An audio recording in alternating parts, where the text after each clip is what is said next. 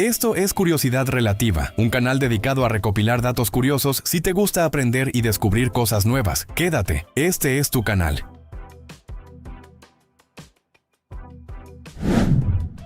¿Sabías que Nintendo, la misma empresa que revolucionó el mundo con Mario y Zelda, también lanzó un invento que fue un fracaso tan épico que parecía una broma de mal gusto? Hablamos de la Virtual Boy, el intento de realidad virtual más incómodo, rojo y doloroso de los años 90. Imagina esto, es 1995 y Nintendo anuncia una consola futurista, portátil, en 3D. Suena impresionante, ¿no? Pero cuando los jugadores se ponían el aparato, en vez de sentirse como en el futuro, se sentían mareados. Literalmente, la Virtual Boy proyectaba gráficos rojos monocromáticos sobre un fondo negro, y eso, combinado con un casco inmóvil que parecía salido del consultorio de un oftalmólogo, te dejaba con dolor de cabeza, ojos secos y ganas de devolver el desayuno. Y no era realmente portátil. Tenías que colocarla sobre una mesita, agachar la cabeza y apoyar los ojos en un visor fijo, como si estuvieras espiando otro universo. Pero solo veías líneas rojas temblorosas. ¿Y el catálogo de juegos? Apenas una docena, todos poco atractivos y con una jugabilidad bastante limitada. Era como si le hubieran quitado todo lo divertido a Nintendo. Para colmo, costaba una fortuna, pero parecía un juguete experimental mal terminado. El fracaso fue tan grande que Nintendo la retiró del mercado en menos de un año. Sí, ni siquiera alcanzó a celebrar su primer cumpleaños. La idea era ambiciosa, eso sí, pero fue como si quisieran correr antes de aprender a gatear en el mundo de la realidad virtual. Hoy, la Virtual Boy es una reliquia de culto para coleccionistas, pero en su época fue un dolor, literal, de cabeza para Nintendo. Dime, ¿te hubieras atrevido a meter la cabeza en esa caja roja infernal solo por ver gráficos de tenis flotando frente a tus ojos? ¿Te imaginas afeitarte con un rayo láser como si fueras un Jedi en bata? Pues alguien sí se lo imaginó. Y convenció a miles de personas de que era posible. Así nació la Scarp Laser Razor, una maquinita futurista que prometía cortar tus vellos con luz, sin dolor, sin irritación y sin agua. Sí, como sacada de una película de ciencia ficción, pero con resultados más dignos de una comedia. En 2015, esta idea revolucionaria apareció en Kickstarter, con un video brillante y promesas todavía más brillantes. Decían que usaba una tecnología láser capaz de romper el vello sin tocar la piel, eliminando los cortes, la espuma y el clásico ¡ay! De cada mañana. La idea sonaba tan loca como genial, y más de 20,000 personas sacaron sus tarjetas sin pensarlo. Reunieron casi $4 millones en tiempo récord. Pero había un pequeño detalle: el invento no funcionaba. Resulta que la cuchilla láser apenas podía cortar un par de vellos, literal. Tenías que moverla tan lento que afeitarte una mejilla podía tomarte más tiempo que ver Titanic sin adelantar. Y eso si lograbas mantener el ángulo correcto y si no se apagaba la luz láser en el intento. O sea, sí cortaba, pero como con cuchara. Kickstarter se dio cuenta y canceló la campaña. Luego intentaron resucitarla en otra plataforma, pero con el mismo resultado: retrasos, excusas y nada de barbas suaves. Muchos patrocinadores nunca recibieron el producto, y los pocos prototipos que sí llegaron eran tan efectivos como afeitarte con un puntero láser del tianguis. Lo curioso es que, a pesar del fracaso, aún hay quienes creen que esta tecnología podría funcionar algún día. Pero por ahora, la Scarp queda en el cajón de los inventos que prometieron el futuro y entregaron humo con LED. Dime, ¿te atreverías a afeitarte la cara con un láser que apenas puede con un vello? ¿Sabías que hubo una consola tan adelantada a su época que el mundo simplemente no estaba listo para ella? Así fue el caso de la Dreamcast, la última y más ambiciosa apuesta de Sega antes de decir adiós para siempre al mundo del hardware. Y sí, fue tan espectacular como trágica. Imagínate esto, en 1999, mientras muchos aún usaban el disquete y el internet sonaba como un robot sufriendo, la Dreamcast te dejaba jugar en línea. En línea, traía su propio módem, tenía gráficos brutales para la época, una biblioteca fresca y hasta una memory card con pantalla. Una consola con pantalla en el control, años antes de que Nintendo soñara con eso. Pero a pesar de todo su potencial, no logró conquistar al público. ¿Y por qué fracasó si era tan buena? Por empezar, Sega venía arrastrando una cadena de decisiones raras como el Sega 32X y el Sega Saturn, que confundieron a los jugadores y los dejaron con una pregunta lógica: ¿y si esta también la cancelan rápido? Spoiler, lo hicieron. Y como si fuera poco, Sony anunció su PlayStation 2 con tanto hype que la gente prefirió esperar. Aunque no había salido aún, prometía gráficos más poderosos, reproductor de DVD, que en ese entonces era casi magia, y el respaldo de una marca que ya había ganado confianza. La Dreamcast, a pesar de su calidad, quedó como ese genio incomprendido que dio todo, demasiado pronto. Sega terminó descontinuándola en apenas un par de años. Una despedida silenciosa para una consola que tenía alma de pionera, pero que murió aplastada por el miedo del mercado, las malas decisiones y el hype de la competencia. Hoy, la Dreamcast es una joya de culto. Una consola que pudo cambiarlo todo, pero que el mundo dejó pasar por alto. Dime, si hubieras vivido ese momento, ¿le habrías dado una oportunidad al futuro antes de tiempo? ¿Sabías que hubo un celular que también era una consola, pero terminó siendo el chiste tecnológico del recreo? Así fue la N-Gage de Nokia, ese híbrido extraño entre teléfono y consola portátil que prometía quitarle el trono a Nintendo y terminó ganando el premio al diseño más incómodo del planeta. Lanzada en 2003, la N-Gage quería ser el futuro del gaming portátil. Nokia pensó: ya dominamos los celulares, ¿por qué no también los videojuegos? El problema fue que al intentar hacer las dos cosas a la vez, no hizo bien ninguna. Era como mezclar una licuadora con una bicicleta. Útil, pero absolutamente ridículo. Para empezar, si querías cambiar de juego, tenías que apagar el celular, quitarle la batería y desmontarlo como si fueras un técnico de servicio. Sí, como en los viejos tiempos, pero peor. Y eso no es todo. Para hablar por teléfono tenías que ponerla de lado, pegándotela a la cabeza como si hablaras con un taco. De ahí su apodo, el Taco Phone. Ya te imaginarás lo difícil que era presumirlo.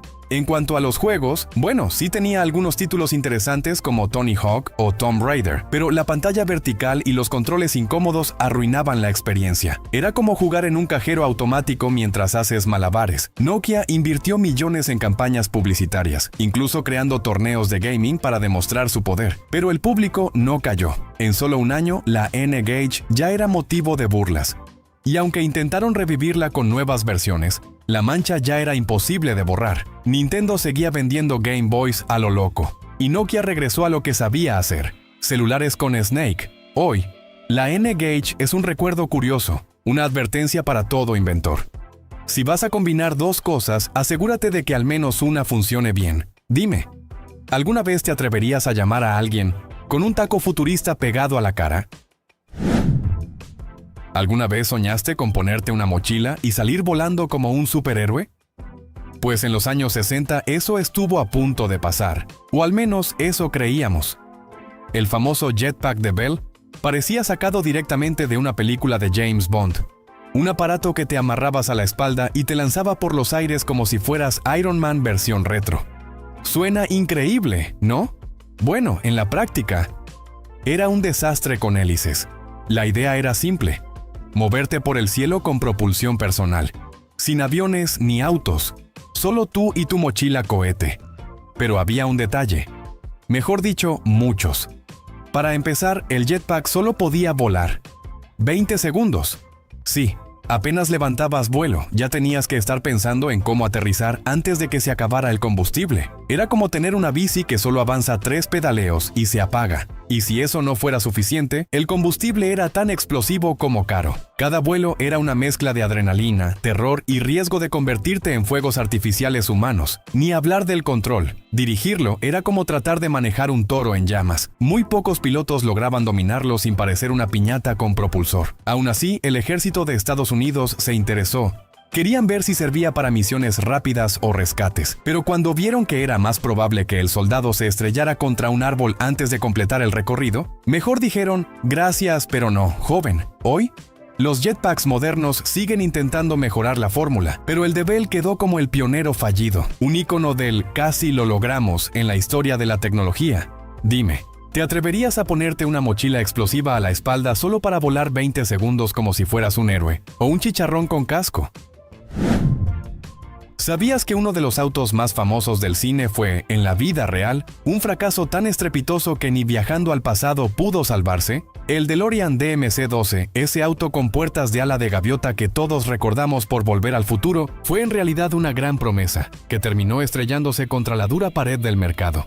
La idea era crear un auto deportivo del futuro, carrocería de acero inoxidable, diseño futurista y puertas que se abrían hacia arriba como si fueras a despegar. John DeLorean, el genio detrás del proyecto, había trabajado en General Motors y se creía el Steve Jobs de la industria automotriz.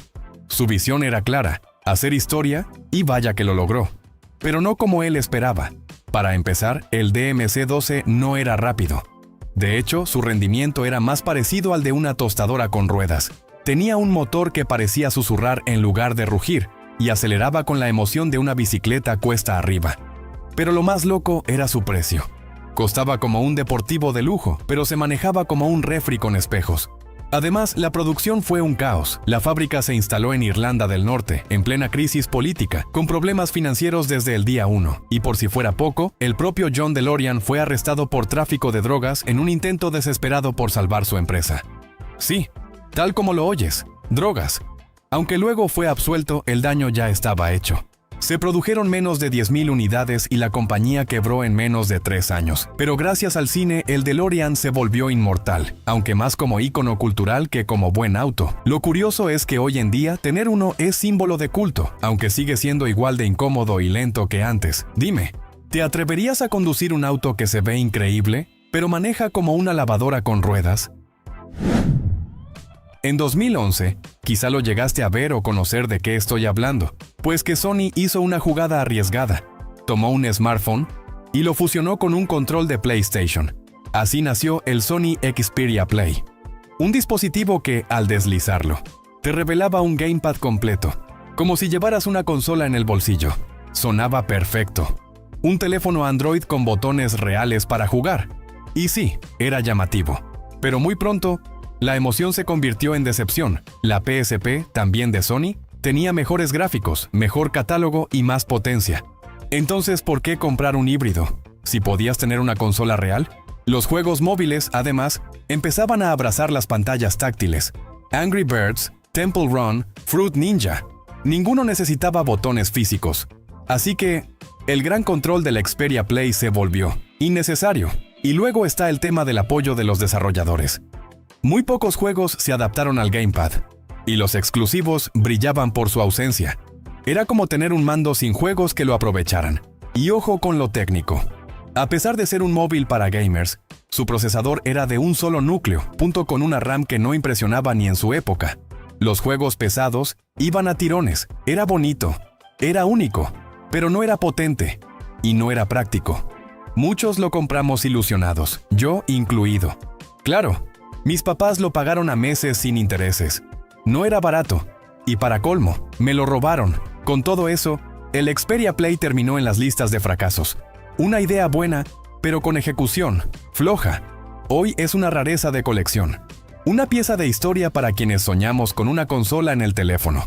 Y recibimos, en su lugar, una decepción elegante. Ese teléfono sí lo pude conocer. Y sí, dolió más que el robo. Darme cuenta que no era lo que prometía. Ya que estamos hablando de celulares que nacieron para fracasar, déjame contarte que Amazon no se quedó atrás. Claro, una marca que parecía tenerlo todo. Éxito en libros o en comercio, en servicios de streaming, y un asistente virtual que te escucha hasta cuando no lo llamas. Pero en 2014, decidieron hacer un teléfono, y no cualquier teléfono. Un smartphone con pantalla 3D y múltiples cámaras frontales. Así nació el Amazon Fire Phone. Y sí, fue un incendio, pero no del tipo que esperaban. Desde el principio algo no cuadraba. Costaba lo mismo que un iPhone o un Samsung Galaxy de gama alta, pero nadie conocía su sistema operativo, Fire OS. ¿Y qué traía dentro? Pues no tenía acceso a la Google Play Store, nada de YouTube, Gmail ni miles de apps populares. Solo la tienda propia de Amazon, que era como entrar a una plaza vacía un domingo por la noche. Y lo de la pantalla 3D. Bueno, eso sí llamaba la atención, pero por poco tiempo. Los sensores seguían tus ojos para hacer un efecto dinámico. Todo era bello y bonito, hasta que te mareabas, o te dabas cuenta de que no servía para nada útil. Era como ponerle luces de neón a una licuadora. Bonito, pero ¿para qué? La gente esperaba algo más barato, más funcional, más Amazon. Un teléfono que dijera, soy práctico, te conecto con tus compras, soy parte del ecosistema. pero lo que obtuvieron fue un teléfono caro, con pocas apps, y una innovación que terminó estorbando más que ayudando. Amazon intentó salvarlo. Le bajó el precio, hizo ofertas, y aún así, nunca despegó. Perdieron millones, y en 2015 lo dieron por muerto. Hoy el Fire Phone es recordado como uno de los mayores fracasos tecnológicos. Una idea que parecía brillante, pero terminó siendo una chispa apagada. Otro celular que no logró más que decepcionar a la gente, hace ya unos cuantos años. Microsoft, a pesar de ser una empresa exitosa, también tiene sus tropiezos, lo intentó. Y no con una computadora ni con una consola. Esta vez, fue con un reloj inteligente. Entre 2003 y 2004, lanzaron el MSN Direct Smartwatch, una propuesta que sonaba revolucionaria. Un reloj que te daba noticias, clima, citas del calendario, todo en tu muñeca. Mucho antes del Apple Watch, mucho antes del boom de los wearables. Pero aquí viene el problema. Para que funcionara necesitabas pagar una suscripción. Algo que no creo que la gente les guste, o sea, ya te compré el artículo y aún. ¿Hay que ahora pagar algo más? ¿Y cómo llegaban los datos? Por ondas de radio FM. Sí, como si fueras a sintonizar tu pronóstico del clima, en medio de una canción de los 80. El modelo de negocio era incómodo. No solo comprabas el reloj, tenías que pagar mensualmente por un servicio que, en esa época, no era tan útil como prometían. Te daba titulares, un poco de información bursátil, y eso era todo. No había apps, no había interacción real, ni siquiera podías responder mensajes. Y claro, estamos hablando de 2003. La gente apenas estaba entendiendo qué era Internet móvil. Mucho menos querían pagar por un reloj que parecía caro, limitado, y que dependía de tecnología que ya sonaba vieja. Las ondas FM no podían competir con lo que años después ofrecerían el Wi-Fi y el Bluetooth. Para colmo, los relojes se veían como mini calculadoras en la muñeca. Pantalla monocromática, diseño tosco, cero atractivo. Un gadget para ingenieros, no para el público. El que sí era para el público era ese reloj Casio con calculadora. Era una maravilla para llevarlo a la escuela primaria y resolver rápido tu tarea. Algo que sí hay que reconocer es que Microsoft fue pionero, sí. Tuvo la visión, pero no tuvo el timing, ni el diseño, ni la tecnología adecuada, ni el público preparado. El MSN Direct Smartwatch quedó en el olvido, no por falta de ideas, sino por exceso de complicaciones. Otra decepción más, que trató de adelantarse a su tiempo, pero terminó atrasándose en la historia. Si te está gustando nuestro contenido, ayúdanos y compártelo con tus amigos curiosos. Y si aún no te has suscrito, no esperes más. Te invito a hacerlo. Somos tus amigos de Curiosidad Relativa. ¿Te acuerdas de el Samsung Galaxy Note 7? Un teléfono que prometía revolucionarlo todo. Pantalla impresionante, potencia brutal, diseño premium. Pero terminó explotando en las manos de sus usuarios. Literal, lo que parecía el próximo gran paso para Samsung, se convirtió en uno de sus mayores escándalos tecnológicos. Y todo por una batería defectuosa. ¿La causa? Un separador fallido dentro de la batería permitía que el ánodo y el cátodo, dos elementos que jamás deberían tocarse, hicieran contacto. Eso generaba un calor extremo. Y luego, ¡boom! Explosiones, incendios, teléfonos carbonizados, usuarios aterrados. Pero la historia no termina ahí. Samsung, en su desesperación por corregir el desastre, sacó una nueva tanda de Note 7, que también se incendiaban. El desastre fue total. Retiraron millones de unidades. Las aerolíneas prohibieron el Note 7 en vuelos.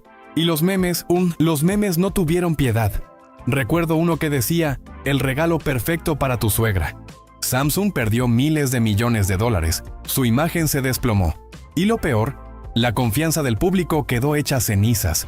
Todo por no darle a la batería el espacio suficiente dentro del diseño y por apresurar la fabricación sin las pruebas adecuadas. Las consecuencias fueron graves, pero también necesarias. Pero no todo fue malo, ya que Samsung implementó un sistema de pruebas de seguridad mucho más riguroso. Aprendió la lección, y con sangre. Y desde entonces, sus teléfonos son examinados como si fueran joyas nucleares. A veces, incluso las compañías más grandes, se estrellan en su ambición. El Galaxy Note 7 tenía todo para ser un éxito, pero terminó siendo una bomba de bolsillo. Tal vez a los mineros les hubiese servido en una operación de cielo abierto, pero no para el pobre usuario que solo quería mandar un WhatsApp sin salir ardiendo. ¿Te acuerdas de este celular? ¿Qué? Fue otra gran decepción tecnológica. Otro aparato que era un rotundo fracaso y que cae en este video es el Twitter Pic, un dispositivo que parecía salido de una broma, pero que costaba $200. La historia empieza así. Corría el año 2009. El iPhone ya había cambiado las reglas del juego. Los smartphones eran capaces de... bueno, todo. Y al decir todo me refiero a llamar, navegar, enviar correos, ver videos y por supuesto usar Twitter. Entonces llega este aparato que solo podía enviar y recibir tweets. Nada más. No llamadas, no mensajes. Ni siquiera podías abrir los enlaces que venían en los tweets. Y ni hablar de la pantalla. Solo mostraba los primeros 20 caracteres. ¿Querías leer el resto? Tenías que desplazarte lentamente, como si estuvieras tallando piedra digital. ¿Quién pensó que esto era una buena idea? Con smartphones ya dominando el mercado, el Twitter Pic nació obsoleto. Era como lanzar un reproductor de VHS o beta, en plena era de Netflix. ¿Y el precio? $200. Por un dispositivo que hacía una sola cosa. Y encima, mal. Las críticas no se hicieron esperar. Compré algo estúpido, inútil, fracaso total. Y eso fue siendo amables. Pic, la empresa detrás del invento, intentó redimirse con una versión mejorada, el Pic 9. Pero ya era tarde. El daño estaba hecho. Y el mercado los quería, pero lejos y fuera de ellos. Al final abandonaron los dispositivos y se refugiaron en servicios en la nube. Un triste cierre para un gadget que prometía ser revolucionario, pero terminó siendo una anécdota tecnológica más, y que hoy te podemos contar. ¿Y qué sabes hacer? Pues fíjate que solo puedes tuitear. ¡Oh! ¡Qué bien! Porque, seamos honestos, nadie, absolutamente nadie, necesitaba un aparato que solo sirviera para tuitear. Hubo un tiempo en que mover tu cuerpo frente al televisor era parte del juego. Eso prometía el iToy, un accesorio para la PlayStation 2 que, en teoría, iba a revolucionar la forma de jugar. Sin controles, sin botones, solo tú, tu cuerpo y una cámara observándote. Y sí, era innovador. Para el año 2003 eso era una locura futurista. Te veías en la pantalla y golpeabas burbujas con tus manos. iToy. Play fue uno de los primeros juegos que lo demostraba. Y muchos lo disfrutamos, por un rato, pero algo no terminó de cuajar. La cámara tenía una resolución modesta de 640x480. Y tenías que ajustar el enfoque a mano. Si jugabas con poca luz, buena suerte. Y si te movías muy rápido, la imagen se volvía un borrón de píxeles. Era divertido, sí, pero limitado. Muchos lo probaron, se rieron. Y luego lo guardaron en un cajón para siempre. Lo siento, Buddy, pero así son las cosas. Los juegos eran simples, demasiado simples. El concepto se sentía más como una curiosidad de feria que como una revolución duradera. No había una biblioteca de juegos sólidos que aprovecharan al máximo su potencial. Y aunque no fue un fracaso estrepitoso, tampoco fue el ícono que Sony esperaba. Luego llegó el PlayStation Eye. Y más tarde la PlayStation Camera. Ambas mejores, más precisas, más modernas. Y el iToy quedó como el experimento simpático que nadie pidió dos veces. Pero hay que decirlo, el iToy fue el que abrió el camino. Sin él, quizá no existiría el Kinect, ni la VR como la conocemos hoy. Quizá no fue un fracaso total, pero tampoco fue el héroe que Sony esperaba. Fue más bien el inventor olvidado en la historia de los videojuegos. ¿Tú lo llegaste a usar? ¿O también terminó juntando polvo como en tantas casas? Y este fue otro intento, que al final solo nos decepcionó. No sé si recuerdas, pero estabas tranquilamente escribiendo un documento, cuando, de la nada, aparece un clip animado con ojos saltones y sonrisa forzada. Parece que estás escribiendo una carta. ¿Necesitas ayuda? Sí. Así empezó la pesadilla llamada Clippy. Microsoft lo lanzó con buenas intenciones, un asistente virtual que te ayudaría con tus documentos en Office. Pero lo que prometía ser útil, terminó convirtiéndose en uno de los personajes más odiados del software. ¿La razón? No se callaba nunca. Clippy no entendía el contexto. No distinguía si eras un novato o un experto. Solo aparecía, una y otra vez. Como si no tuviera nada mejor que hacer. Parece que estás escribiendo una carta. ¿Quieres ayuda con eso? ¿Estás seguro que no necesitas ayuda? No, Clippy, no necesito ayuda. Era intrusivo, inoportuno y muchas veces completamente inútil. Su diseño estaba pensado para el primer uso, pero después de eso se volvía una molestia persistente. Y aunque Microsoft trató de hacerlo más divertido, añadiéndole bromas, expresiones, incluso una voz, todo fue en vano, porque lo que la gente quería era trabajar sin ser interrumpida por un clip con complejo de salvavidas. Clippy se convirtió en un ícono, pero no del éxito, sino del fracaso en entender al usuario. Era tan molesto que se volvió meme, antes de que los memes fueran una cosa. Finalmente, Microsoft tiró la toalla. En 2007, Clippy fue eliminado para siempre de Office. Sin ceremonias, sin despedidas, solo silencio. Y muchos usuarios respiraron aliviados, pero Clippy nos dejó una lección importante. Ni el asistente más simpático puede ayudar si no entiende cuándo callarse. ¿A ti también te llegó a molestar ese asistente virtual? Coméntamelo, porque Clippy no murió por falta de carisma. Murió de tanto interrumpir. ¿Mueres siendo un héroe o vive lo suficiente para convertirte en un villano? Lo siento, Clippy. Imagina sentarte en una cabina futurista, allá por 1957. Pantalla envolvente, sonido estéreo, vibraciones en el asiento, olores sincronizados con la película y hasta ráfagas de aire directo al rostro. Sí, todo eso existió y se llamó Sensorama. Pero aunque parecía una ventana al futuro, se quedó atrapado en el pasado. Creado por Morton Heilig, este invento adelantado a su tiempo pretendía revolucionar el cine y ofrecer una experiencia inmersiva nunca antes vista. Era algo así como el abuelo de la realidad virtual moderna, pero nadie estaba preparado para recibirlo. La idea era tan ambiciosa como complicada. El Sensorama era una máquina del tamaño de una cabina telefónica, equipada con tecnología que simplemente no encajaba en los años 50. Imágenes 3D estereoscópicas, sonido envolvente, efectos de olor y todo sincronizado al segundo. Suena increíble, ¿no? Pues eso mismo lo hizo inviable. Aquí viene lo malo, el costo de fabricación era altísimo. ¿Quién iba a financiar cabinas gigantescas que solo mostraban unos cuantos cortos multisensoriales? Además, los cines no tenían infraestructura para alojarlas y la producción de contenido adaptado era mínima. Y aunque hoy hablamos de realidad virtual como algo casi cotidiano, en 1957 la gente ni siquiera tenía televisión a color. El Sensorama era demasiado avanzado, en una época donde ni el mercado ni la sociedad estaban listos. No me cabe la menor duda de que Morton Heilig propuso una visión brillante, pero fue ignorado por los grandes inversionistas. Su invento quedó arrumbado como una curiosidad de museo, y su creador, frustrado, abandonó el proyecto sin ver el impacto que tendría en el futuro. Como muchos proyectos que son el abuelo o bisabuelo de algo moderno de hoy en día, hoy, los simuladores multisensoriales y hasta los videojuegos inmersivos le deben algo a este pionero olvidado. Un invento que se adelantó al futuro, pero que nunca logró encajar en su presente. Un invento que se quedó en el olvido.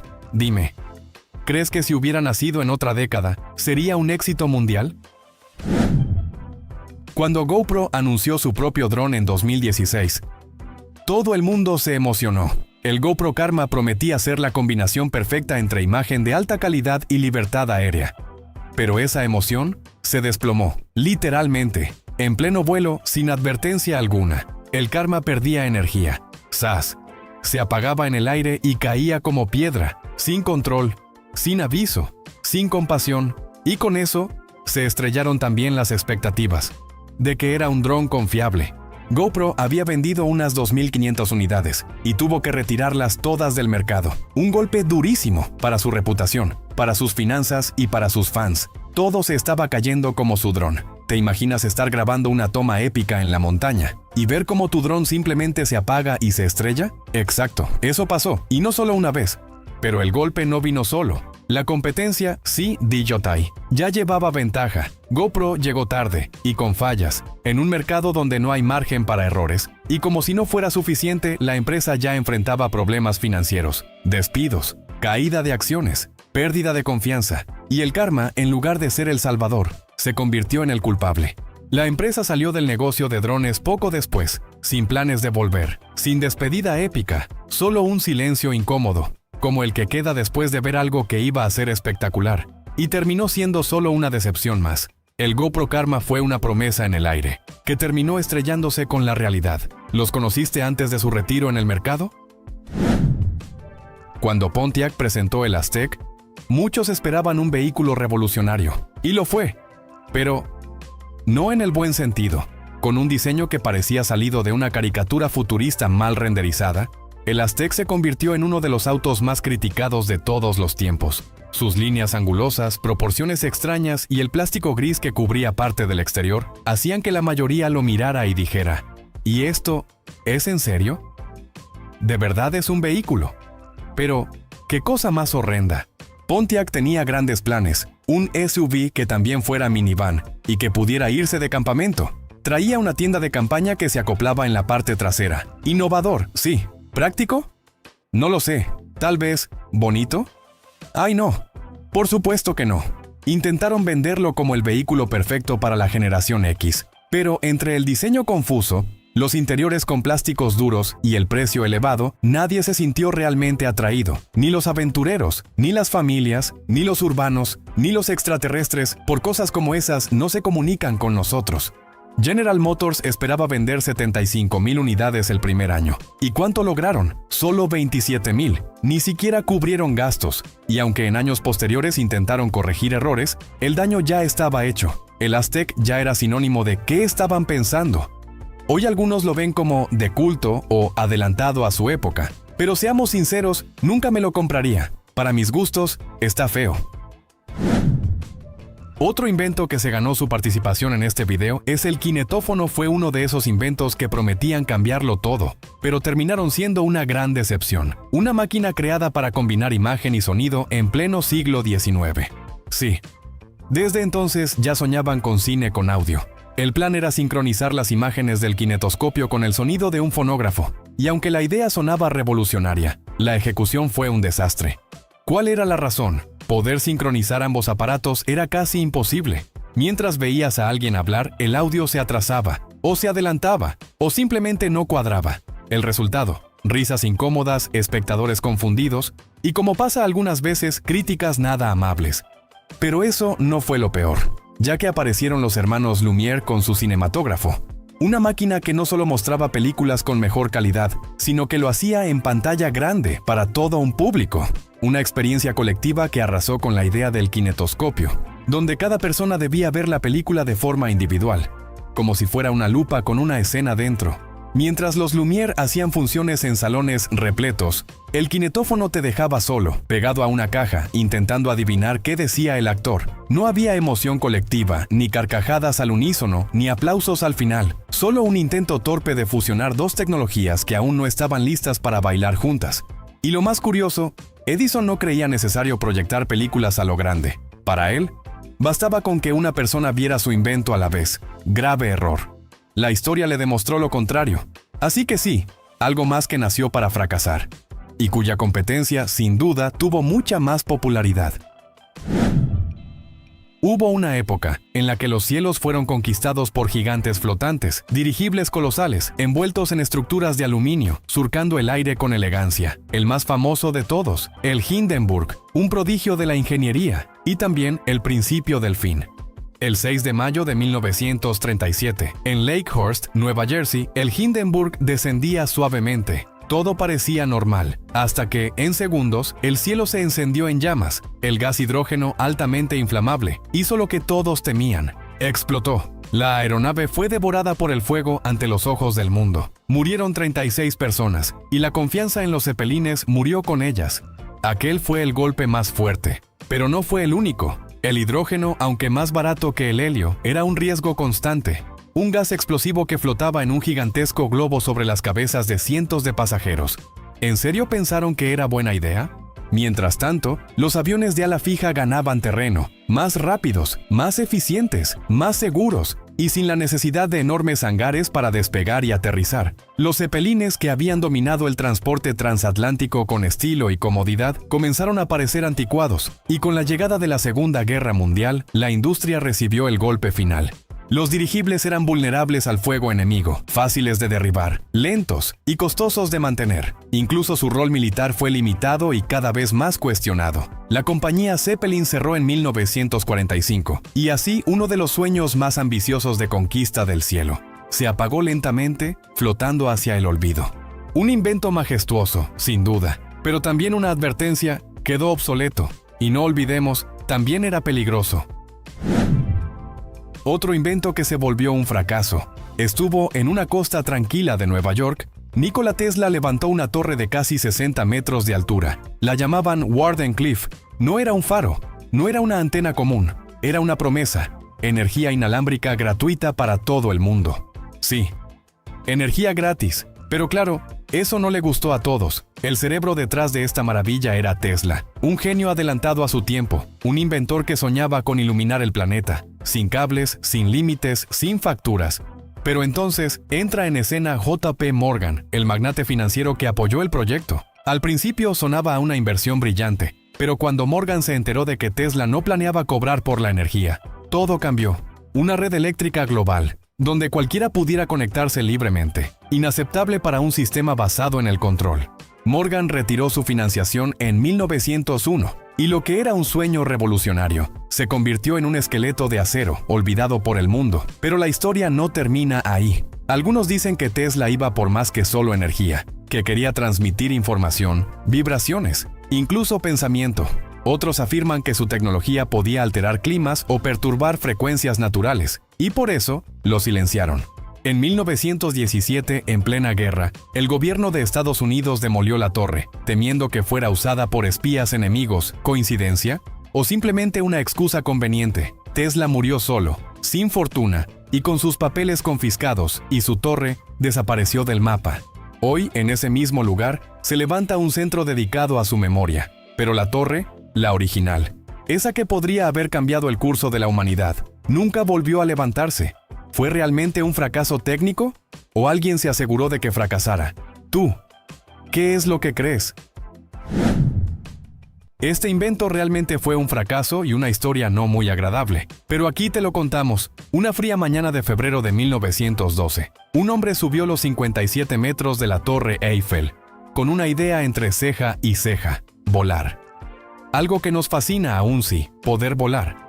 Bueno, sigamos. Se llamaba Franz Reichelt, un sastre austriaco-francés apasionado por la aviación. Pero no era un piloto, solo era un inventor con una obsesión: crear un traje paracaídas que permitiera a las personas salvarse si caían desde una gran altura. Su invento parecía una mezcla extraña entre impermeable, abrigo y alas plegables. ¿Un traje de Batman? No, más bien un diseño tosco, pero según él, funcional. Las pruebas con maniquíes no fueron que digamos muy concluyentes, pero él tenía fe, demasiada fe. El 4 de febrero, rodeado de periodistas, curiosos y cámaras, Reichelt decidió probarlo él mismo, diciendo: esto es mío y yo lo pruebo. Así que subió por el interior de la Torre Eiffel, vestido con su creación. Los oficiales estaban convencidos de que usaría un maniquí, pero no, él se convertiría en su propio experimento. La multitud contuvo el aliento. Franz se paró en el borde del primer piso. El viento soplaba, y entonces saltó. Lo que siguió fue un desastre. El traje, en lugar de desplegarse, se plegó contra su cuerpo, y Franz cayó sin control. El impacto fue brutal. Su cuerpo quedó destrozado. Cráneo, columna, piernas, todo hecho trizas. Murió en el acto, y todo quedó grabado. La prensa lo llamó el sastre volador, pero no con admiración, sino como advertencia. Su invento no funcionó, su fe lo llevó al vacío, y su historia quedó para siempre, como una lección de lo que puede suceder cuando la pasión por innovar supera la precaución. Realmente para muchos esto fue impactante. Este invento se da en los oscuros y turbulentos años de la Primera Guerra Mundial. Un gigantesco monstruo mecánico emergió de las profundidades de la imaginación rusa. Una bestia blindada de casi 9 metros de altura, con ruedas tan grandes como una casa de 2 pisos. Lo llamaron el tanque del zar. Y no era un tanque como los que conoces. No tenía orugas, sino 2 ruedas colosales al frente y un pequeño rodillo trasero que parecía una broma. Se suponía que iba a aplastar obstáculos, romper trincheras, dominar el campo de batalla con su sola presencia. Pero apenas tocó el barro, todo ese sueño se desmoronó. Las ruedas traseras, el pequeño rodillo direccional, no podían soportar el peso del monstruo. Cada vez que el tanque intentaba avanzar, se atascaba. No una ni 2 veces, siempre. Y aunque su tamaño imponía, no tenía el poder necesario para mover esa masa de acero. Sus motores gemelos eran insuficientes, y ni hablar de su blindaje. Cualquier artillería pesada podía atravesarlo. Un blanco enorme y lento en medio del campo abierto. La alta comisión lo observó en las pruebas, anotaron, discutieron, evaluaron, y al final, el veredicto fue unánime: un fracaso. Costó 250,000 rublos, y ni siquiera llegó al frente. Nunca disparó un cañón en combate, nunca avanzó más allá de unos cuantos metros en barro. En 1923 lo desmantelaron, como si hubieran querido borrar la evidencia de su error. Pero su imagen, esa estructura absurda, como salida de un sueño steampunk soviético, todavía aparece en libros de historia militar. Una reliquia de lo que pudo ser, pero no fue. Dime, ¿sabías esto? En pleno corazón de Nueva York, una pequeña máquina vibraba en silencio, en el laboratorio de un hombre que, para muchos, rozaba lo sobrenatural: Nikola Tesla. Su tamaño era apenas mayor al de un puño cerrado, pero, según él, tenía el poder de hacer temblar edificios enteros. Una máquina de terremotos. Tesla aseguraba que su oscilador electromecánico podía encontrar la frecuencia natural de cualquier estructura, y al hacerlo vibrar en esa frecuencia podía colapsarla. Así como una copa estalla con la nota justa, él pretendía sacudir el mundo. Y una noche, mientras ajustaba su máquina, algo extraño ocurrió. Los vecinos comenzaron a sentir temblores. Las ventanas vibraban, las paredes crujían, y hasta los obreros del edificio salieron corriendo. Asustado por lo que parecía haber provocado, Tesla tomó un mazo y destruyó su propio invento antes de que llegara la policía. O al menos, así lo contó años después. ¿Realidad o leyenda? Décadas más tarde, experimentos modernos, como los de Mythbusters, intentaron replicar su oscilador. Sí, lograron hacer vibrar estructuras pequeñas, pero nada como un terremoto, ni siquiera cerca. La ciencia actual dice que su máquina no tenía la potencia necesaria, y que nunca se demostró que pudiera causar un sismo real. Pero el misterio sigue ahí. Tesla no dejó planos completos, solo fragmentos, notas, rumores. Y luego está la pregunta: ¿qué pasaría si alguien hoy lograra construir una versión completa y funcional? Un dispositivo que, en las manos equivocadas, pudiera provocar evacuaciones, colapsos, o incluso librarte de ir a trabajar con un buen sismo accidental. Sí, suena como ciencia ficción, pero con Tesla todo siempre suena así, hasta que deja de serlo. Es curioso pensar que una máquina de terremotos en manos equivocadas podría volverse el arma más silenciosa jamás creada. Imagínate un triciclo futurista eléctrico, diseñado para revolucionar el transporte urbano, compacto, silencioso, con estilo. Bueno, al menos esa era la idea. En 1985, Sir Clive Sinclair, el mismo que había triunfado con microcomputadoras, presentó al mundo el Sinclair C5, un vehículo que prometía cambiar la forma en que nos movíamos, pero lo que debía ser el futuro terminó siendo una anécdota bastante costosa. El C5 era un triciclo eléctrico de 3 ruedas, muy bajito, sin puertas, sin techo y sin espejos, en plena Gran Bretaña, donde el clima es una ruleta de lluvia. El conductor iba prácticamente acostado y completamente expuesto. Su batería apenas aguantaba unos 30 kilómetros, y la velocidad máxima era de 24 km/h. Eso sí, si ibas cuesta arriba, mejor bájate y empújalo. Pero lo peor no fue eso. Lo peor fue su invisibilidad en el tráfico. Los conductores no podían verlo, lo que lo hacía tan vulnerable como una tortuga cruzando una autopista. Y aunque Sinclair apostaba todo a su invento, nunca realizó estudios de mercado. Creó algo que nadie necesitaba, y que muchos simplemente veían como un juguete ridículo. La prensa lo destrozó, la gente se burlaba, y las ventas fueron un desastre. En pocos meses, la producción se detuvo, y Sinclair Vehicles terminó en bancarrota. Intentaron arreglarlo con parasoles, mástiles reflectantes y hasta anuncios con chicas en bikini conduciéndolo. Nada funcionó. Hoy el C5 es una pieza de colección, pero también un ejemplo clásico de cómo un sueño mal ejecutado puede derrumbarse sin remedio. Dime, ¿tú también crees que fue un desastre tecnológico?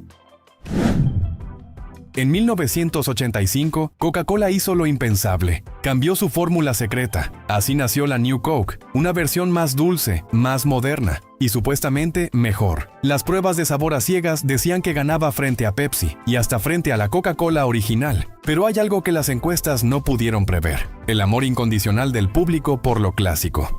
Desde el momento en que salió al mercado, la reacción fue inmediata y furiosa. Miles de llamadas telefónicas, cartas de odio, protestas y hasta boicots espontáneos. Todo por una nueva receta que, objetivamente, no era mala, pero emocionalmente fue un golpe bajo.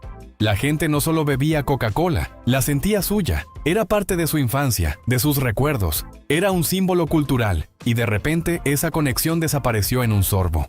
Esto es lo que me impresiona nació y murió. En menos de 3 meses, Coca-Cola tuvo que dar marcha atrás. Anunciaron con bombo y platillo el regreso de la Coca-Cola clásica. Y como era de esperarse, las ventas se dispararon. Nadie quería su nuevo y según innovador sabor.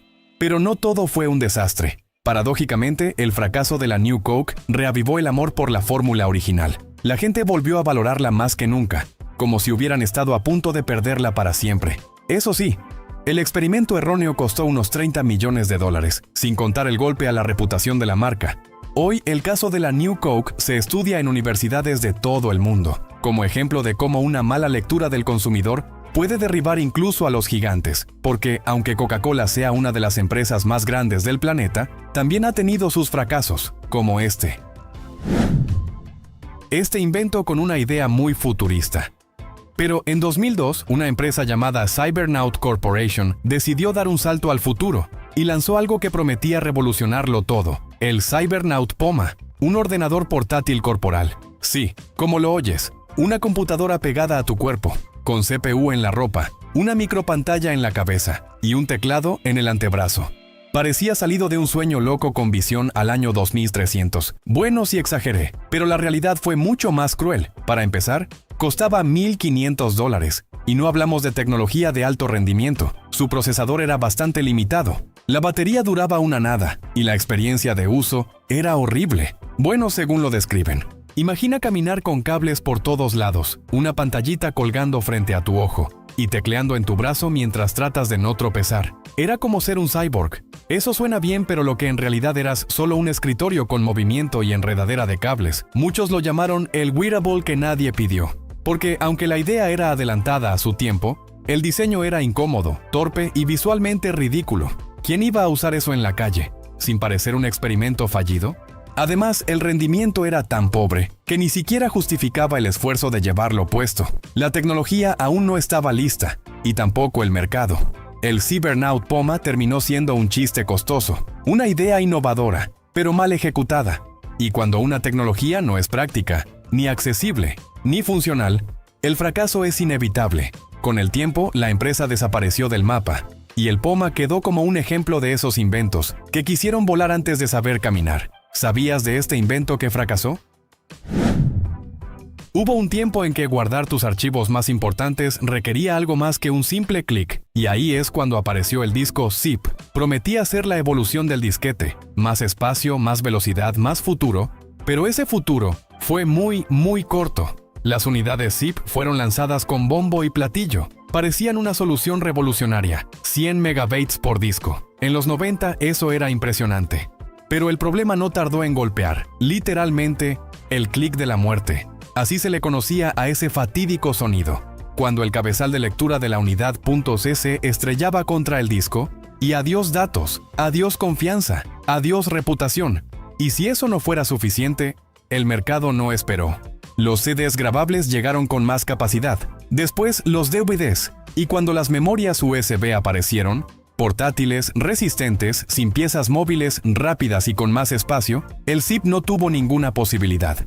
Para colmo, las unidades zip eran costosas, los discos eran delicados y su compatibilidad no era del todo amigable. Algunos modelos no aceptaban discos de diferentes capacidades, y las nuevas versiones escribían lento en los antiguos.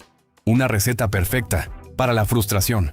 En resumen, un invento que quiso ser el héroe de la memoria digital, pero fue derrotado por sus propios errores y por una competencia implacable. Un invento más aplastado por la competencia.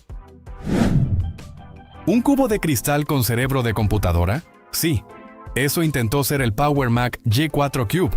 Apple lo lanzó en el año 2000 como una revolución estética, pero terminó siendo un golpe bajo en ventas. Y honestamente, yo ni sabía que esto existía. El G4 Cube era una joya visual, diseñado por Jonathan Ive, con una carcasa de metacrilato transparente, tan elegante que hasta fue exhibido en el Museo de Arte Moderno de Nueva York. Y ahí viene el segundo problema. No podías mejorarle casi nada. ¿Más memoria? Difícil. ¿Otro disco duro? Olvídalo. Si querías más espacio, tenías que conectar unidades externas, y eso lo volvía menos elegante. Además, no incluía monitor, y algunos usuarios reportaban pequeños defectos estéticos, como grietas en el metacrilato. Sí, era bonito, pero no era práctico, y Apple lo aprendió por las malas. Solo vendió 150,000 unidades en un año, y lo descontinuaron rápidamente. Hoy es una pieza de colección, un símbolo de cómo incluso las grandes marcas pueden fallar al intentar mezclar arte con funcionalidad. Como te dije al principio de este dato, realmente solo por hacer este video me enteré que existió esto. ¿Y tú? ¿Lo conocías? ¿Una laptop que prometía ver en 3D? ¿Sin gafas? ¿O sin nada más adicional? Eso era algo que sonaba genial. Sí, eso fue exactamente lo que intentó el Sharp Actius RD 3D en 2004, como una promesa tecnológica que sonaba futurista, pero terminó siendo otra historia de innovación que no funcionó, que solo se quedó en ilusión. Y es que, aunque suene increíble, el primer portátil con pantalla 3D autoestereoscópica fue un fracaso comercial desde el principio. Vamos empezando con una de las cosas más trágicas. Estamos hablando el precio. Casi $3,300. Y eso en una época donde la tecnología 3D apenas despertaba el interés de los consumidores. ¿Lo más prometido? Ver imágenes en 3D sin necesidad de lentes ni nada especial. La realidad, según el efecto, solo se notaba desde un ángulo ultra exacto. Si movías la cabeza un poco, la ilusión se rompía. Y lo peor, según es que se volvía incómodo a la vista. Además, cada vez que activabas el modo 3D, la laptop se volvía más lenta y la batería duraba apenas 2 horas. Contenido en 3D, casi inexistente. La gente compraba una máquina que no tenía con qué probar su mayor característica. ¿Diseño ergonómico? Claro que no. Solo que pensaba unos cuantos kilitos, según más de 5 kilos. Una portátil que parecía ladrillo digital con esteroides. El RD 3D fue como ese invento adelantado a su tiempo, pero que llegó sin preparar el camino. El mercado no lo pidió, el contenido no existía, y la tecnología aún estaba verde. Poco después, Sharp abandonó silenciosamente su ambición tridimensional, dejando al RD 3D como un curioso experimento olvidado. ¿O por qué cada fracaso tiene su historia? Y nosotros te la contamos, no te preocupes.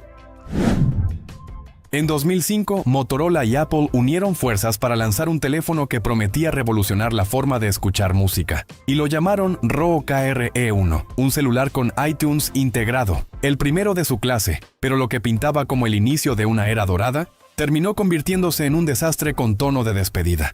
Su gran promesa era clara: un teléfono que funcionara como un iPod. Pero apenas lo tenías en tus manos, te dabas cuenta de los problemas. Para empezar, solo podías guardar 100 canciones, sí, aunque tuviera más espacio. Apple impuso ese límite artificial para no hacerle sombra a su propio iPod, y eso fue como ponerle freno a un caballo antes de la carrera. Pero eso no fue todo. Su procesador era lento, la interfaz se trababa, y cuando intentabas reproducir música, parecía que el celular sufría. Incluso Steve Jobs lo presentó en un evento, y falló en vivo. Eso dejó una huella difícil de borrar. Y si querías meter canciones desde tu computadora, prepárate. El proceso era tan lento como desesperante. Conectividad USB 1.1, menús poco intuitivos y tiempos de espera que hacían dudar si valía la pena. Y la cámara, una simple VGA. Nada mal para un juguete barato, pero no para un equipo que pretendía liderar el futuro. Mientras tanto, Sony Ericsson ya venía fuerte con su línea Walkman, y el ROKR simplemente no estaba a la altura. El público lo criticó, las ventas no despegaron, y la alianza Apple-Motorola se rompió.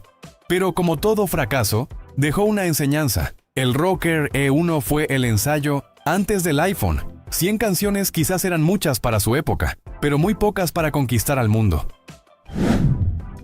En el año 2010, Cisco creyó tener la próxima gran revolución en la comunicación doméstica. Presentaron UMI, un elegante dispositivo que prometía videollamadas en alta definición desde tu televisor. Así como lo oyes, nada de pantallas pequeñas. Hablamos de videollamadas en la comodidad del sofá, a pantalla completa. Pero la idea nunca despegó. El concepto era bueno. Conectabas tu Cisco UMI al televisor y podías ver y hablar con tus seres queridos como si estuvieran allí mismo. La imagen era nítida, la cámara de calidad y la promesa, tentadora. Pero el precio dolía. El aparato costaba $600. Sí, 600. Y por si fuera poco, también te cobraban $25 al mes para usar el servicio. Una suscripción mensual, solo para hacer videollamadas. Ahora imagina esto. En el mismo año, Skype ya te permitía hacer videollamadas gratis desde tu computadora. y FaceTime llegaba al iPhone sin costo adicional. ¿Quién iba a pagar por algo que ya tenía gratis en su bolsillo? El golpe fue rápido, el público no mordió el anzuelo, las ventas fueron mínimas, las críticas abundaron, y apenas un año después, Cisco retiró UMI del mercado sin hacer mucho ruido, ni rebajas, ni rediseños, ni segundas oportunidades.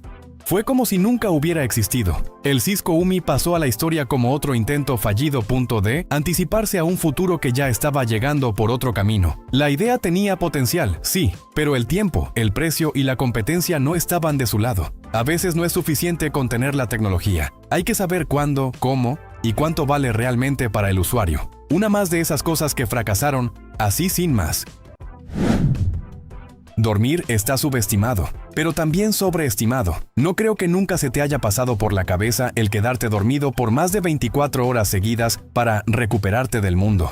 Dentro de la vida de adulto, a veces soñamos con eso, con dormir todo el día. Pero cuidado, podrías estar provocando un cortocircuito en tu cuerpo entero. Qué bueno fuera que solo te despiertes con dolor de espalda, pero en realidad podrías levantarte sintiéndote peor que si no hubieras dormido nada. Dormir más de 24 horas no es normal. Ocurre en casos extremos, gente que ha estado despierta por días, trastornos neurológicos, depresión profunda o el uso de sedantes muy potentes. Pero si lo fuerzas, el cuerpo empieza a entrar en un estado de desconexión total. Primero que nada, tu reloj interno, el que regula cuándo debes dormir o despertarte, entra en caos. La melatonina y el cortisol se desajustan. Tu cerebro comienza a funcionar en modo ahorro de energía, y con eso vienen los problemas: lentitud mental, pérdida de coordinación, desbalance hormonal, hambre sin control o falta total de apetito. Físicamente, ni se diga.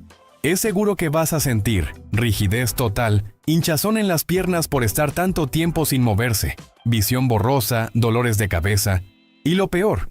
Y aunque suene contradictorio, una sensación absurda de estar aún más cansado después de dormir muchísimo. ¿Y qué pasa en tu salud? Pues no es nada gracioso. Dormir en exceso de forma crónica puede elevar el riesgo de diabetes tipo 2, aumentar la ansiedad y afectar el corazón. Incluso tu sistema inmune se debilita. Y si creías que al menos las células se estaban reparando, te voy a tener que dar malas noticias. Dormir tanto bloquea el proceso de limpieza celular llamado autofagia y además eleva el estrés oxidativo. En otras palabras, te pondrás viejo más rápido. Tu cerebro, en lugar de regenerarse, se apaga. Eso lo lleva a reducir su actividad eléctrica, produce menos neurotransmisores, y tú te quedas atrapado en una niebla mental difícil de sacudir. Dormir es necesario. Pero dormir de más puede ser una de las peores decisiones que tomes, no te lo recomendamos. Esto es algo que me sucede a mí, cuando estoy acostado por más de 12 horas, y ni siquiera durmiendo, me levanto con un dolor de espalda terrible. ¿Te ha pasado alguna vez? Ahora dime, ¿cuántas horas necesitas para sentirte descansado sin apagar tu sistema por completo? ¿Alguna vez pensaste que estar de cabeza todos los días durante una hora podría reprogramar tu cuerpo entero? No es solo un ejercicio loco de equilibrio, es un experimento biológico radical, y no precisamente inofensivo. Pararse de manos por 60 minutos diarios es como poner tu cuerpo en modo inverso forzado. Todo cambia: el flujo de sangre, la presión, la oxigenación, y las consecuencias no tardan en aparecer. La sangre, que normalmente baja, comienza a subir con fuerza. Se acumula en tu cabeza. La presión intracraneal se dispara. Puedes sentir que los ojos van a estallar, literalmente. Visión borrosa, dolor punzante, sensación de latido en el cráneo.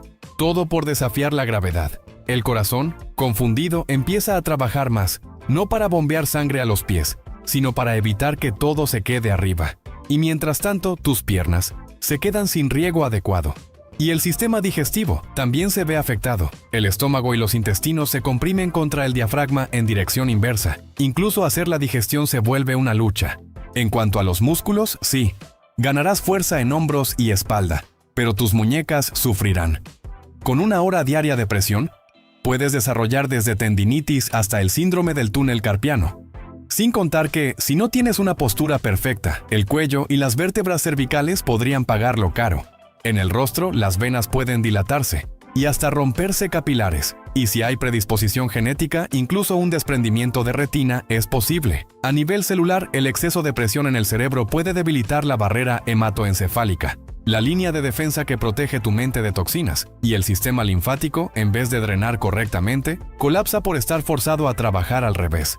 En resumen, estar de cabeza por 1 hora diaria podría darte equilibrio y algo de fuerza, pero también puede hacer colapsar tus ojos, tus venas y hasta tu sistema nervioso. Yo no aguanto ni 2 minutos parado de manos, y eso que necesito estar pegado a la pared porque no tengo balance.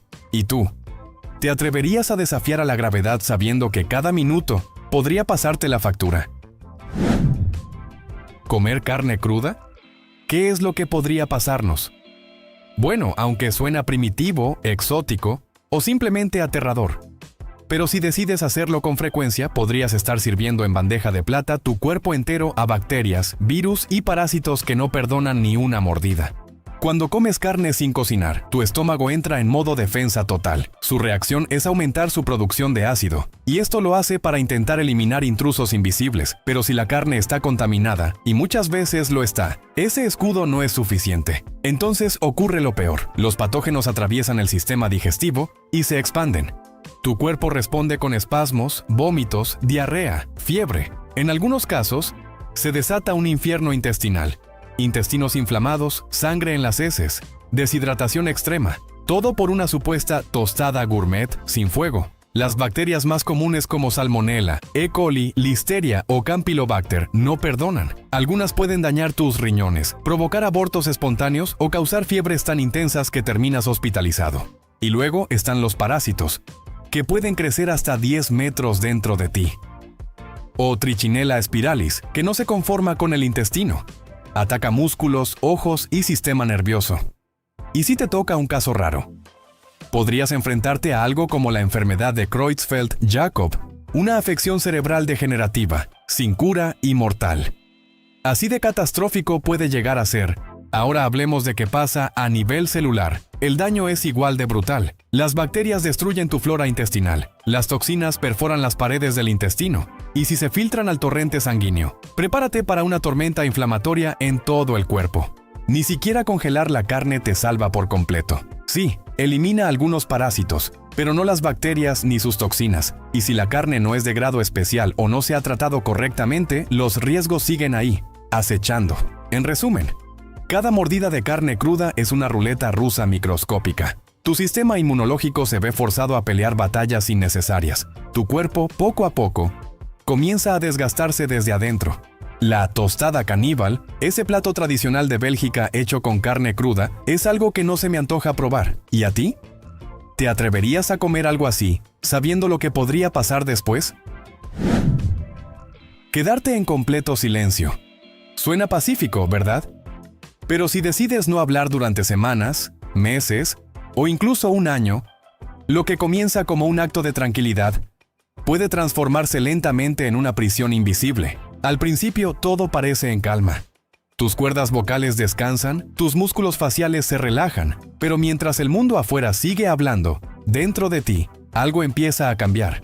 Tus neuronas del lenguaje, esas que activan palabras, emociones, recuerdos, comienzan a apagarse. Las conexiones entre ellas se debilitan, como luces que se funden en un cuarto oscuro. Tu cerebro, al no encontrar salida por la voz, empieza a encerrarse en sí mismo.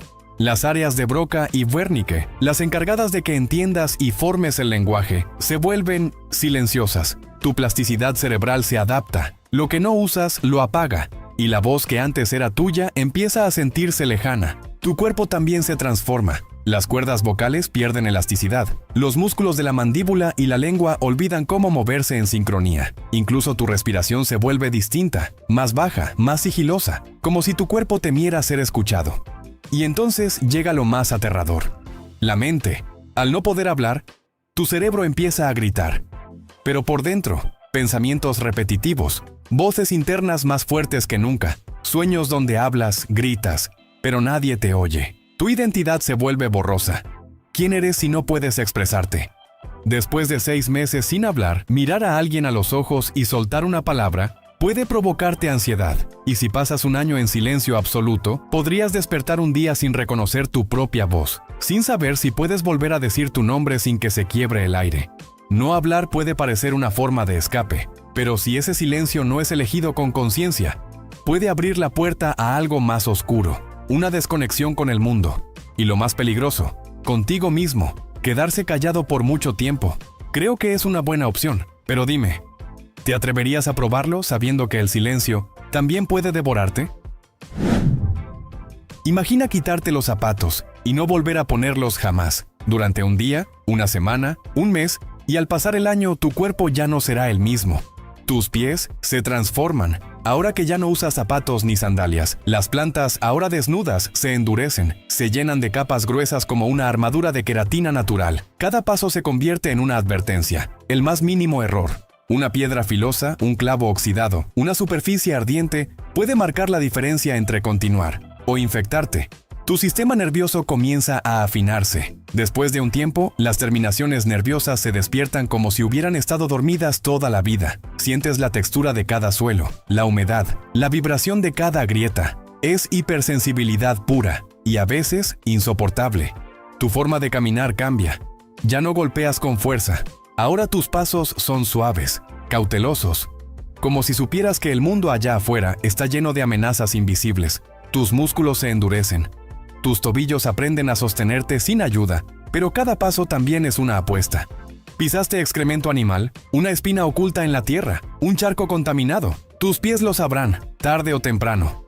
Y mientras tu cuerpo se adapta, tu mente empieza a cambiar también. La constante vigilancia, la atención extrema a cada paso, te agota. Te desconectas de lo cotidiano y te unes a tu lado más salvaje, más primitivo. Tu yo racional da paso al instinto. Y es entonces cuando entiendes que lo natural no siempre es lo más cómodo.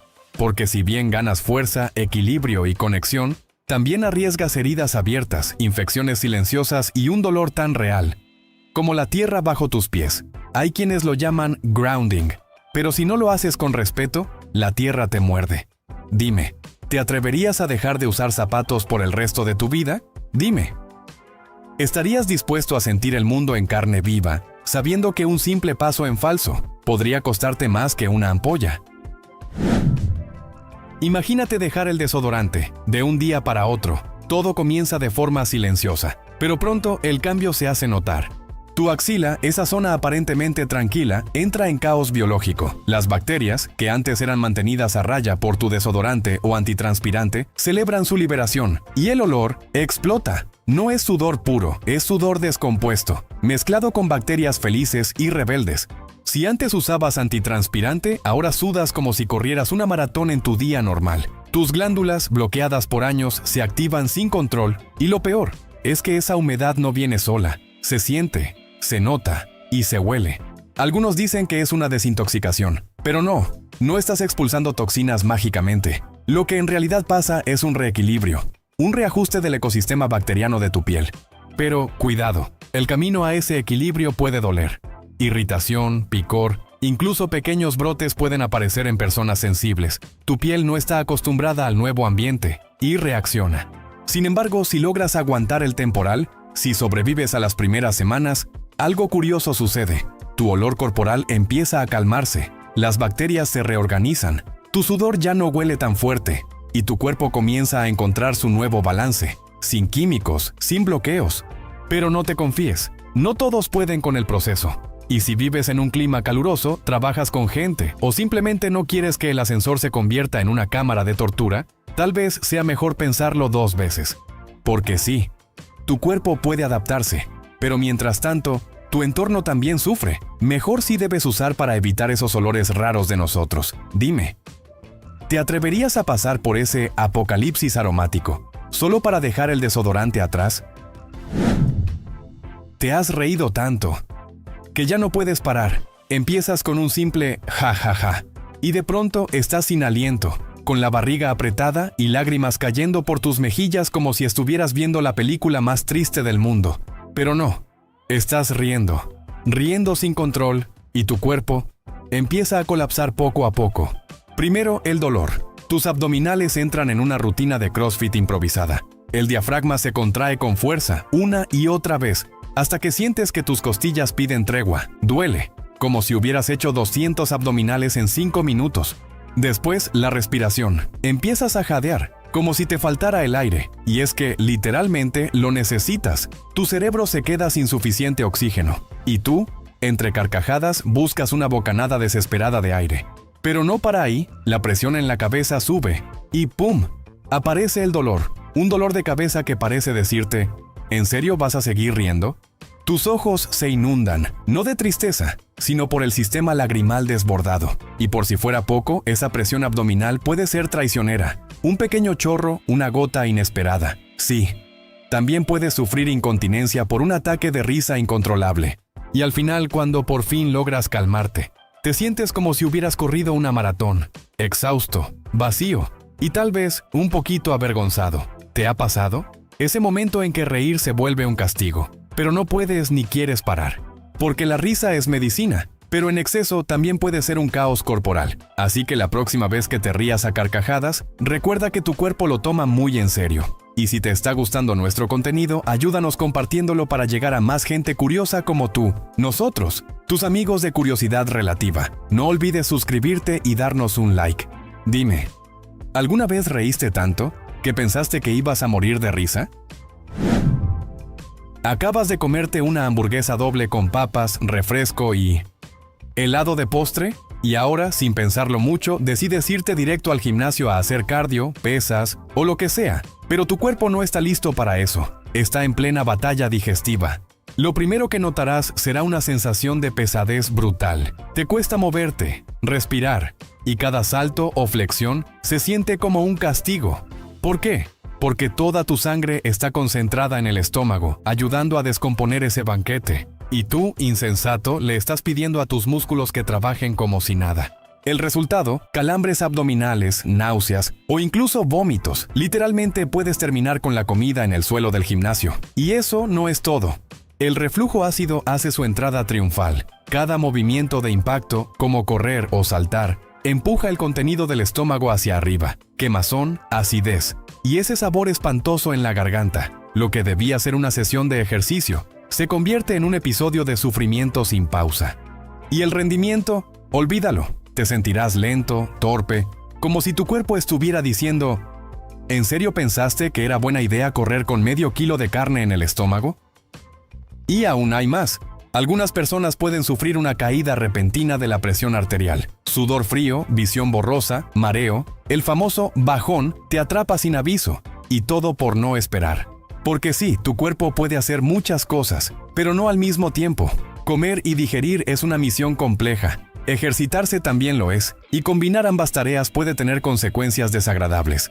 Así que la próxima vez que termines una gran comida, piénsalo 2 veces antes de levantar pesas o salir a correr. Dale a tu cuerpo el tiempo que necesita para hacer lo suyo.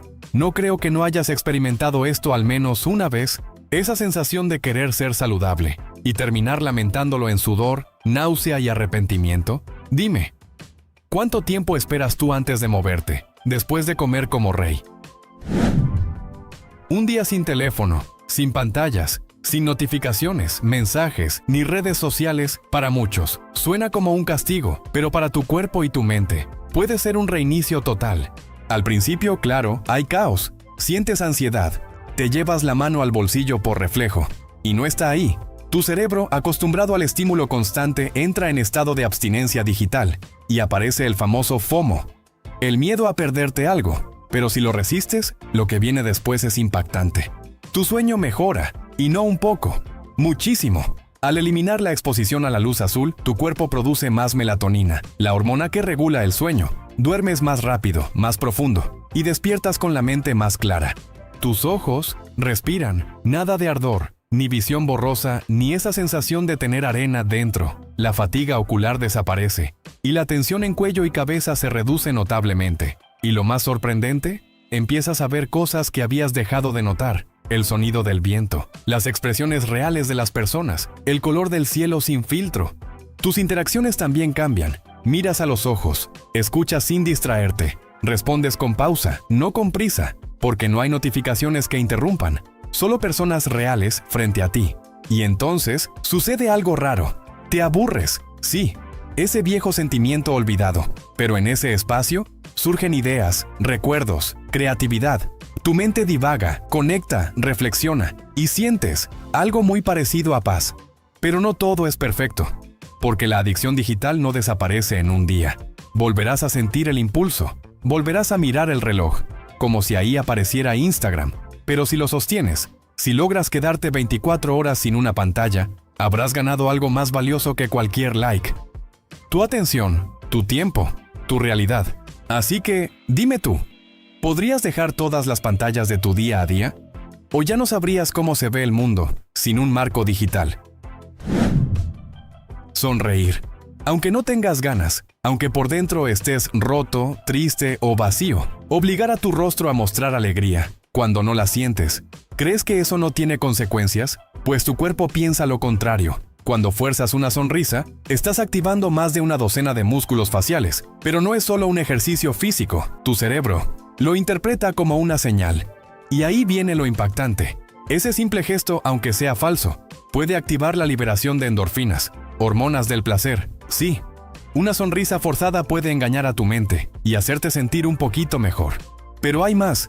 Tu frecuencia cardíaca baja, tu presión disminuye ligeramente y el cortisol, la hormona del estrés, comienza a caer. Todo por una simple curva en tus labios. Increíble, ¿no? Pero espera. No todo es tan positivo. Si esa sonrisa es constante y completamente desconectada de lo que sientes, puede aparecer algo llamado disonancia emocional. Es decir, una lucha interna. Tu cara dice, todo está bien, pero tu mente grita lo contrario, y esa contradicción puede ser desgastante, incluso dolorosa. Literalmente, tus músculos faciales pueden agotarse, provocar molestias e incluso espasmos si mantienes esa expresión por demasiado tiempo. Además, las personas a tu alrededor pueden notar algo extraño, una sonrisa que no encaja, una expresión que no transmite autenticidad, y eso puede generar desconfianza o incomodidad en los demás.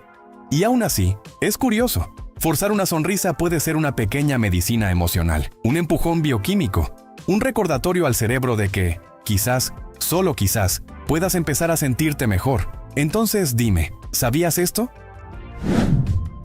Exponerte a un calor extremo. No es solo cuestión de sudar, es una batalla silenciosa dentro de tu cuerpo, una lucha por sobrevivir. Aunque tú solo estés sentado en un sauna, todo comienza con el primer chorro de calor. Tu piel arde, tus poros se abren y empieza la sudoración, mucha, demasiada. Tu cuerpo activa su defensa más antigua, sudar para enfriarse.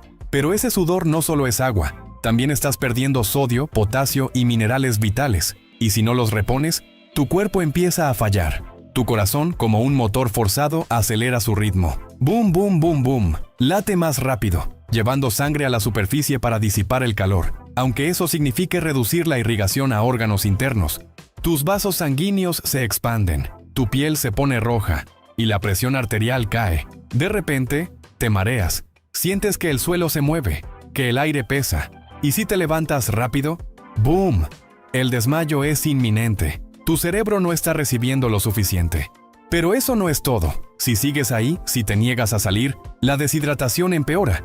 Tus músculos tiemblan, tu boca se seca y tus pensamientos se vuelven confusos. Sí, el calor también nubla la mente. En casos extremos, si la temperatura corporal se eleva demasiado, puedes entrar en un golpe de calor. Un colapso total del sistema puede provocar daño cerebral, fallo orgánico o incluso la muerte. Todo por quedarte relajando un rato más. Ahora bien, hay personas que aman esa sensación, que dicen que sudar así los purifica, que disfrutan sentir cómo se derriten, pero tu cuerpo no siempre lo disfruta igual. Dime, ¿eres de los que aman el calor que abruma o prefieres no jugar con el fuego interno de tu cuerpo? Sumergirte en agua helada no es solo una prueba de valor. Es un acto que lanza a tu cuerpo al borde de una tormenta biológica. Apenas entras, ¡boom! Tu sistema nervioso entra en estado de alerta máxima. Tu pecho se contrae, jadeas involuntariamente, como si el aire se te escapara a la fuerza. Es el reflejo de inmersión en frío, y no puedes controlarlo. Tu corazón late como si quisieras escapar. La frecuencia cardíaca se dispara. Los vasos sanguíneos de brazos y piernas se contraen con fuerza, tratando de preservar el calor, protegiendo a toda costa tus órganos vitales. Tus músculos tiemblan, tu piel se enrojece y todo tu cuerpo empieza a sacudirse en oleadas de escalofríos. Es tu biología luchando por sobrevivir, por mantenerse caliente, en un entorno que congela cada célula. Poco después, las manos y los pies comienzan a entumecerse, pierdes sensibilidad, como si tus extremidades ya no fueran tuyas, y si permaneces mucho tiempo, ese adormecimiento puede volverse peligroso. Pero aquí viene lo curioso. Después del caos inicial, algo cambia. Tu cerebro libera endorfinas y dopamina, una mezcla que puede hacerte sentir eufórico, despierto, incluso invencible. Muchos lo describen como una descarga de energía pura, una claridad mental que corta como cuchilla de hielo. Y por si fuera poco, el frío actúa como un antiinflamatorio natural. Reduce dolores musculares, desinflama tejidos y acelera la recuperación física. Por eso tantos atletas lo usan. Pero cuidado, no es para cualquiera. El shock puede ser riesgoso si tienes problemas cardíacos, y el tiempo bajo el agua debe ser controlado al segundo. Ahora dime tú, ¿te atreverías a sumergirte en agua helada, aunque sea por unos segundos, solo para sentir cómo se enciende el hielo dentro de ti? Comer algo extremadamente picante no es solo una prueba de valentía, es una experiencia sensorial que sacude cada rincón de tu cuerpo. En cuanto esa explosiva mordida entra en tu boca, la capsaicina, el compuesto responsable del picor, se apodera de ti. Pero aquí viene el truco. Tu lengua no está ardiendo de verdad. Lo que sucede es que la capsaicina activa los receptores del dolor, los mismos que se encienden si tocaras una estufa caliente. Tu cerebro cree que te estás quemando vivo. Tu cuerpo reacciona al instante. Empiezas a sudar. Tu cara se pone roja y te conviertes en una fuente humana. Ojos llorosos, nariz moqueando y un jadeo desesperado por agua que no vas a ayudarte mucho. Tu corazón acelera como si estuvieras escapando de un incendio. La respiración se agita. Tu cuerpo entra en modo emergencia, aunque solo estás comiéndote un chile. Y cuando ese fuego baja al estómago, comienza la segunda fase: calambres, ardor abdominal y en algunos casos, diarrea explosiva. Sí, el llamado síndrome del intestino ardiente no es un mito, pero curiosamente, tras esa batalla interna, tu cuerpo te recompensa. Libera una oleada de endorfinas para aliviar el dolor. Y de pronto, te sientes eufórico. Algunos incluso se vuelven adictos a esa sensación. Aunque no lo creas, hay quienes buscan este infierno voluntariamente. Desde retos de salsa fantasma, hasta el famosísimo agua chile del diablo en Tijuana. Una cucharada y puedes ver tu vida pasar en cámara lenta. Ahora lo sabes, el picante no mata, pero puede hacerte rogar por misericordia. Sabiendo esto, ¿te atreverías a hacer el reto del agua chile del diablo en Tijuana? ¿O prefieres quedarte en el lado templado de la vida? Exponerte de forma excesiva a la luz ultravioleta no es simplemente tomar el sol, es enfrentar a tu cuerpo a una radiación invisible, silenciosa y letal. Lo primero que sientes es ese calorcito agradable, pero tras unas horas sin protección, la realidad golpea, literalmente. Las células de tu piel comienzan a arder desde adentro. La radiación UV penetra y destruye su estructura, provocando quemaduras solares que en algunos casos pueden llegar a ser de segundo grado. Ampollas, inflamación, piel que se pela como si mudaras de cuerpo. Pero eso es solo la superficie. Dentro de ti algo más oscuro sucede. La radiación UV daña el ADN de tus células. Una mutación aquí, otra allá. Y sin que te des cuenta, aumenta el riesgo de desarrollar cáncer de piel. Desde los más comunes como el carcinoma vasocelular, hasta el temido melanoma. Un enemigo silencioso que se disfraza de lunar. Y si creías que tus ojos están a salvo, piénsalo otra vez. Exponerte sin gafas puede provocar fotoqueratitis, una dolorosa quemadura en la córnea, como si tu ojo se hubiera frotado con brasas invisibles. Y a largo plazo, cataratas, visión borrosa y envejecimiento ocular. Tu piel también envejece. El colágeno y la elastina, responsables de mantenerla firme y tersa, se degradan. Arrugas profundas, manchas oscuras, pérdida de elasticidad. El sol no perdona. Además, tu sistema inmunológico se debilita. Sí, la misma defensa que te protege de virus y bacterias baja la guardia después de tanta radiación. Eres más vulnerable a infecciones, herpes y otros intrusos oportunistas. Y como si fuera poco, la exposición prolongada sin hidratación adecuada puede llevar a deshidratación, agotamiento y un colapso térmico si no te detienes a tiempo. Todo por una exposición imprudente. ¿Te imaginabas que esto te ocurriría por exponerte a los rayos UV? ¿O seguirás creyendo que un bronceado extremo solo es una moda pasajera? Comer comida para bebés siendo adulto suena inocente, pero detrás de esos frascos dulces y purés suaves se esconde una bomba de carencias. Tu cuerpo, ese sistema complejo que requiere proteínas, grasas saludables, fibra, vitaminas y minerales en dosis adultas, comienza a entrar en un modo de alerta nutricional. La comida para bebés está hecha para cuerpos que pesan apenas unos kilos, no para adultos que necesitan combustible real. ¿El resultado? Deficiencias por todos lados, hierro, vitamina B12, proteínas, empiezan a escasear, tu energía cae, tu sistema inmune se debilita y tu masa muscular comienza a reducirse. Pero eso no es todo. Como estas papillas tienen muy pocas calorías y nada de fibra, el hambre aparece más veces de las que puedes contar. Y no es un hambre cualquiera, es un vacío molesto, constante, que te puede llevar directo a un atracón de cualquier cosa con textura, sal o azúcar. Un círculo vicioso disfrazado de dieta saludable. Tu sistema digestivo se aburre, literalmente no masticas. No activas las enzimas digestivas de forma normal. Tus dientes y encías no trabajan. Tus intestinos no se estimulan con fibra y a largo plazo podrías terminar con estreñimiento, inflamación y debilidad bucal. Y ahora viene lo peor, la mente. Imagínate desayunar, comer y cenar solo puré de manzana, pollo molido o zanahoria licuada, día tras día. Tu cerebro grita por variedad, por texturas, por estímulos, y si no los obtiene, llega la fatiga mental, el aburrimiento profundo y la ansiedad. No comes por placer, comes por rutina, y eso rompe el equilibrio emocional con la comida. Si no lo sabías, nosotros te lo contamos. Una dieta de comida para bebés no te devolverá la figura, podría quitarte mucho más. Salud, energía, fuerza y hasta la alegría de comer. ¿Seguirías adelante sabiendo que tu estómago y tu mente podrían convertirse en los verdaderos bebés de la historia? Ese pantalón que te aprieta puede estar haciéndole la vida imposible a tu cuerpo. Cuando usas ropa ajustada constantemente, no solo estás limitando el movimiento, estás comprimiendo tus órganos, tus nervios y hasta tu circulación. Sí, se ve bien en el espejo, pero por dentro tu cuerpo está gritando. Empecemos con lo más silencioso, tu digestión. La presión constante sobre el abdomen comprime el estómago. El resultado, reflujo ácido, flatulencias, malestar tras comer y una sensación molesta que no se va hasta que te aflojas el botón del pantalón. ¿Y la circulación? Esa también se ve afectada. Ropa ceñida impide el flujo normal de sangre, sobre todo en piernas y cintura. Puedes sentir hormigueo, entumecimiento o incluso hinchazón. Y si te pasa seguido, podrías estar arriesgándote a una condición llamada meralgia parestésica. Un nervio del muslo queda atrapado y empiezas a sentir ardor, dolor o una sensación rara en la piel. Pero eso no es todo. La ropa que te aprieta en zonas húmedas y cálidas, como axilas o entrepierna, crea un microclima perfecto para hongos e infecciones cutáneas. Calor, plus, humedad, plus, falta de ventilación, plus y problemas dermatológicos casi asegurados. Y si hablamos de la vejiga, claro que también sufre. La presión constante en la parte baja del abdomen hace que te den más ganas de ir al baño, aunque no tengas mucho que eliminar. Incluso, en casos extremos, podrías tener pequeñas fugas por la compresión constante.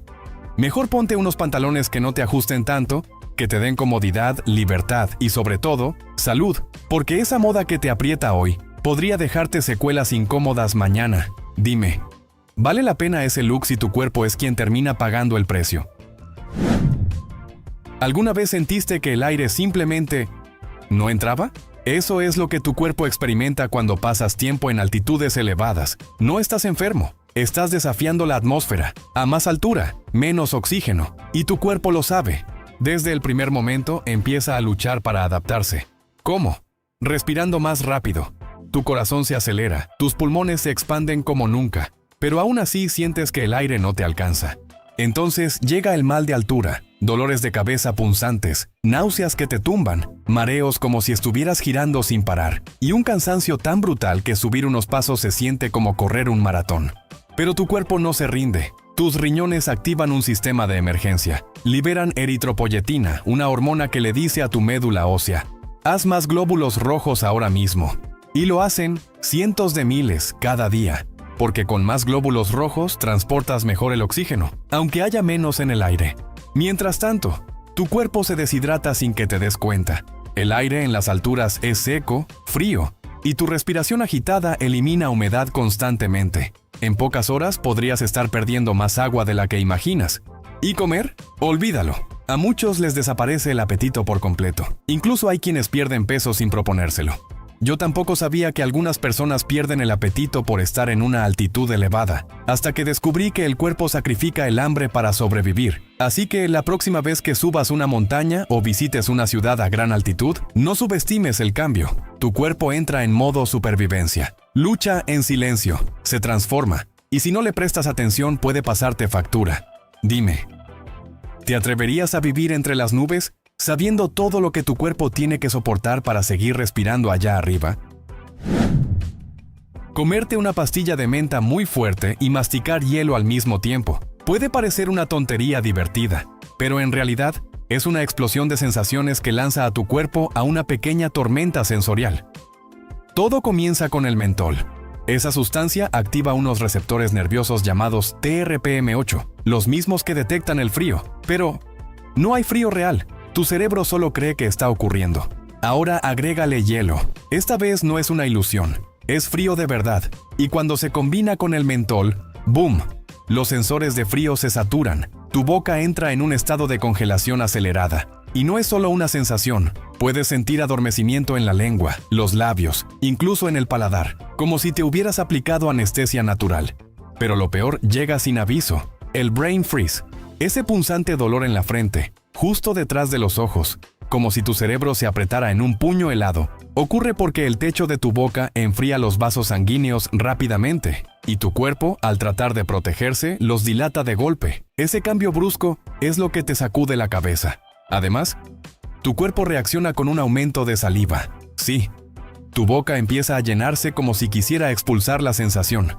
Y por si fuera poco, puedes sentir un escalofrío recorriéndote la espalda. Un reflejo primitivo, como si tu cuerpo pensara que estás en una tormenta de nieve. ¿Te parece exagerado? Tal vez, pero cuando iba a la primaria con mis amigos hacíamos eso. Comer chicles de menta y tomar agua helada, solo para sentir cómo se congelaba nuestro cerebro. Y reírnos como locos de las muecas que hacíamos. Una locura refrescante, que pone a prueba tus nervios, tus vasos sanguíneos y tu tolerancia al frío extremo. En miniatura. Dime, ¿te atreverías a revivir ese experimento helado? ¿O esta vez, le dejarías el brain freeze a los valientes? Reprimir un estornudo puede parecer una cortesía inocente, pero tu cuerpo no lo ve así. Y si lo haces con frecuencia, o con demasiada fuerza, puedes estar provocando una verdadera bomba de presión dentro de ti. Cuando sientes un estornudo venir, tu cuerpo ya se está preparando para una explosión. Los pulmones se llenan de aire, la presión sube, los músculos se tensan, todo listo para liberar una ráfaga a más de 150 kilómetros por hora. Pero si bloqueas la salida cerrando la boca y tapando la nariz, toda esa energía queda atrapada y necesita ir a algún lado. El resultado, una sobrepresión repentina en la cabeza, la garganta, el pecho e incluso los oídos. Es como cerrar una olla de presión justo cuando está por explotar. Puedes romper capilares en los ojos o la nariz, dejando pequeñas manchas rojas o sangrados molestos. En casos extremos, puede dañar arterias cerebrales. Sí, hay reportes de personas que terminaron en urgencias por eso. Y los oídos son los más vulnerables. Un estornudo reprimido puede reventar el tímpano, dañar los diminutos huesos del oído medio, causar una sensación de vértigo tan intensa que te tumba al suelo. Todo por no dejar salir un simple ¡achú! También podrías lastimar tu garganta. La presión puede desgarrar pequeñas partes internas, causando dolor, ronquera o esa incómoda sensación de que algo se quedó atorado al tragar. ¿Te parece exagerado? En casos rarísimos, hasta una costilla se ha llegado a fracturar por contener un estornudo brutal. Así que no es solo una molestia, es una fuerza natural que tu cuerpo necesita liberar. Reprimirla puede parecer elegante o educado, pero podría costarte caro. No te aguantes los estornudos, por mucho que te dé pena. Tu cuerpo no está diseñado para contener huracanes internos, y si alguien te mira raro, al menos sabrás que elegiste tu salud, antes que el qué dirán. Pasar mucho tiempo bajo luces artificiales, sin una sola caricia del sol, puede parecer inofensivo, pero dentro de tu cuerpo se desata un pequeño caos. Y no es solo una cuestión de iluminación, es biología pura y bastante impactante. Tu cuerpo tiene un reloj interno, el famoso ritmo circadiano, que regula cuándo deberías dormir, comer, estar alerta. Este reloj se sincroniza con la luz natural, pero cuando solo te rodea luz artificial, ese reloj se desajusta, como si vivieras en un jet lag eterno. El resultado, dificultad para dormir, insomnio nocturno, fatiga durante el día, cambios de humor. Tu cuerpo no sabe si es hora de estar activo o de apagarse. Y eso no es todo. Sin exposición a la luz solar, tu piel no produce vitamina D. ¿Y por qué importa? Porque sin ella, tus huesos se debilitan, tu sistema inmune se apaga y podrías sentirte más vulnerable a infecciones y enfermedades. Todo por no dejar que el sol te toque. Pero el golpe más fuerte puede venir en silencio. La ausencia prolongada de luz natural puede provocar un trastorno afectivo estacional, una especie de tristeza que no puedes explicar, un cansancio mental que se arrastra, un hambre emocional que te hace comer sin razón. Es real y afecta a millones de personas que viven sin contacto con el sol. Y tus ojos no están diseñados para lidiar con pantallas, bombillas LED o tubos fluorescentes las 24 horas. La fatiga ocular, la resequedad y los dolores de cabeza son señales de que tus ojos también están pidiendo ayuda. Quieren luz de verdad. Y como si fuera poco, la serotonina, esa sustancia que regula tu felicidad, también depende de la luz natural. Menos sol, menos serotonina, más irritabilidad, más tristeza, menos motivación. Es sorprendente cómo nos afecta no tener luz natural. No es solo salir al parque o abrir la ventana. Es darle a tu cuerpo una fuente vital de equilibrio. Así que, si llevas días encerrado entre paredes blancas, luces frías y pantallas brillantes, hazle un favor a tu cuerpo. Sal, mira al cielo, aunque solo sea por unos minutos. Caminar todos los días en tacones puede hacerte ver elegante, poderosa, imponente. Pero por dentro, tu cuerpo comienza a pagar un precio que no se ve a simple vista, y no es nada glamoroso. Cada vez que subes a esos centímetros extra, estás desplazando el peso de tu cuerpo hacia la parte delantera del pie. El resultado, dolor en el metatarso, y con el tiempo, juanetes, dedos en martillo, neuromas de Morton, palabras que suenan raras, pero que duelen muchísimo. Eso no es todo. El tendón de Aquiles, ese que conecta tus pantorrillas con el talón, se va acortando poco a poco. Tanto que cuando te quitas los tacones, caminar descalza o con zapatos planos, se vuelve una tortura. Y mientras caminas erguida, tu espalda no lo agradece. El cuerpo entero se ve obligado a adoptar una postura antinatural. Las rodillas se adelantan, la parte baja de la espalda se curva más de lo normal. ¿La consecuencia? Dolor crónico que puede quedarse contigo incluso cuando ya no lleves tacones. Ahora imagina tus tobillos, pequeños, frágiles, intentando equilibrarte en una base diminuta y elevada. El riesgo de torceduras o esguinces se dispara. Un paso en falso, y podrías terminar en urgencias. ¿Y tus músculos? No descansan. Trabajan horas extra para mantenerte erguida, para que no te caigas, para compensar el desequilibrio. ¿El resultado? Fatiga, cansancio, agotamiento al final del día, aunque no hayas corrido una maratón. Usar tacones no es el problema. El problema es hacerlo todos los días, por muchas horas. Por mucho que desees verte bien todo el día con tacones, ya sea por tu trabajo o una fiesta, mejor lleva aparte otros zapatos cómodos para cambiarte en cualquier momento que ya no los aguantes, tu cuerpo lo agradecerá. Y créeme, no hay nada más elegante que caminar sin dolor. Tu cuerpo tiene sensores para casi todo, pero hay algo que muchas veces ignoramos: el sonido. Y cuando te expones a ruidos muy fuertes, una y otra vez, sin ninguna protección, el daño es más profundo de lo que imaginas. Comienza con algo imperceptible: pequeñas células dentro de tu oído interno llamadas células ciliadas. Son las encargadas de transformar las ondas sonoras en señales que tu cerebro puede entender. Pero si el ruido supera los 85 decibelios, como el tráfico pesado, una construcción o un concierto, esas células pueden morir. Y lo peor es que no se regeneran. Una vez mueren, la pérdida auditiva es permanente, irreversible. Luego viene el temido tinnitus, un zumbido, pitido o silbido constante que parece venir de ninguna parte, pero que no te deja en paz. Está contigo al dormir, al trabajar, al pensar. Una especie de castigo invisible, que muchos sufren por años. Pero hay más. Algunas personas desarrollan hiperacusia, una extraña condición donde ciertos sonidos comunes se vuelven insoportables. Un grito, una moto, un tenedor chocando con un plato. De pronto todo se siente como un taladro en el cerebro. Y no hablamos solo del oído. El ruido constante afecta tu sistema nervioso. Eleva el cortisol, la hormona del estrés, te vuelve irritable, ansioso, agitado, como si tu cuerpo estuviera en modo alerta todo el tiempo. ¿Y el sueño? Ni siquiera hace falta que el ruido te despierte. Basta con que interrumpa tus fases profundas del sueño para que al día siguiente te sientas agotado, sin energía, como si no hubieras dormido nada. El ruido crónico es un enemigo silencioso. No se ve, pero deja cicatrices profundas. Y lo peor es que muchos no se dan cuenta, hasta que ya es demasiado tarde. Así que ya sabes, mejor usa protección. Tus oídos no son eternos y el silencio también es salud. Estás en medio de una conversación. Todo va bien, hasta que sientes esa presión incómoda subir por tu abdomen y decides reprimirlo. No vas a eructar, ni a soltar ese gas. No aquí, no ahora. Pero, ¿qué ocurre dentro de ti cuando haces eso? Tu cuerpo comienza a acumular el gas en el tracto digestivo, y no es poca cosa. Empiezas a sentir hinchazón, una especie de globo que se infla en tu vientre, la presión crece, los calambres aparecen, tu estómago se convierte en un campo de batalla interno. Y si lo que estás reteniendo es un eructo, el aire no desaparece, se queda ahí, atrapado, empujando tu estómago hacia arriba. Esa presión extra puede provocar reflujo ácido, un ardor que sube desde el estómago hasta la garganta, como si tragarte un volcán en miniatura hubiera sido una mala idea.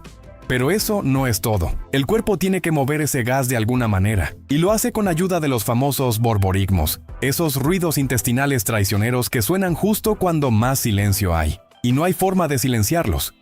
Y si sigues aguantando, el cuerpo activa su protocolo alterno. Parte del gas será reabsorbido por el torrente sanguíneo, y después lo exhalas por los pulmones. Sí, puedes terminar respirando tus propios gases. El resto buscará salir por el recto, con suerte de forma discreta. Y si no, bueno, ya conoces el final de esa historia.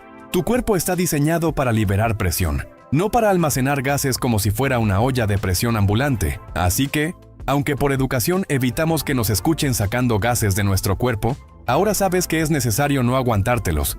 Tu salud intestinal lo exige. Un día decides dejarlo todo. Adiós a los huevos, al queso, al pollo, a la miel, y sin pensarlo demasiado cambias de golpe a una dieta vegana estricta. ¿El problema? No lo planeaste, y lo que empieza como una decisión saludable puede convertirse en un desajuste interno monumental. Tu cuerpo, acostumbrado a recibir proteínas animales, grasas esenciales y ciertos nutrientes clave, entra en modo confusión total. Empieza a faltarte vitamina B12, un nutriente esencial que solo se encuentra en productos de origen animal. Sin ella, tu sistema nervioso puede resentirse, te sentirás cansado, irritable, y con el tiempo podrías enfrentar síntomas neurológicos serios.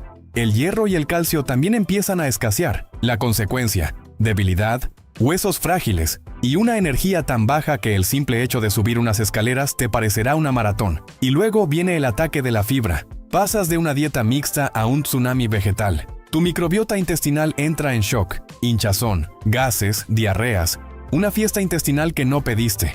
Bajas de peso, sí, pero no de la forma más saludable. No es grasa lo que pierdes, sino energía, resistencia y poco a poco, la vitalidad que antes tenías.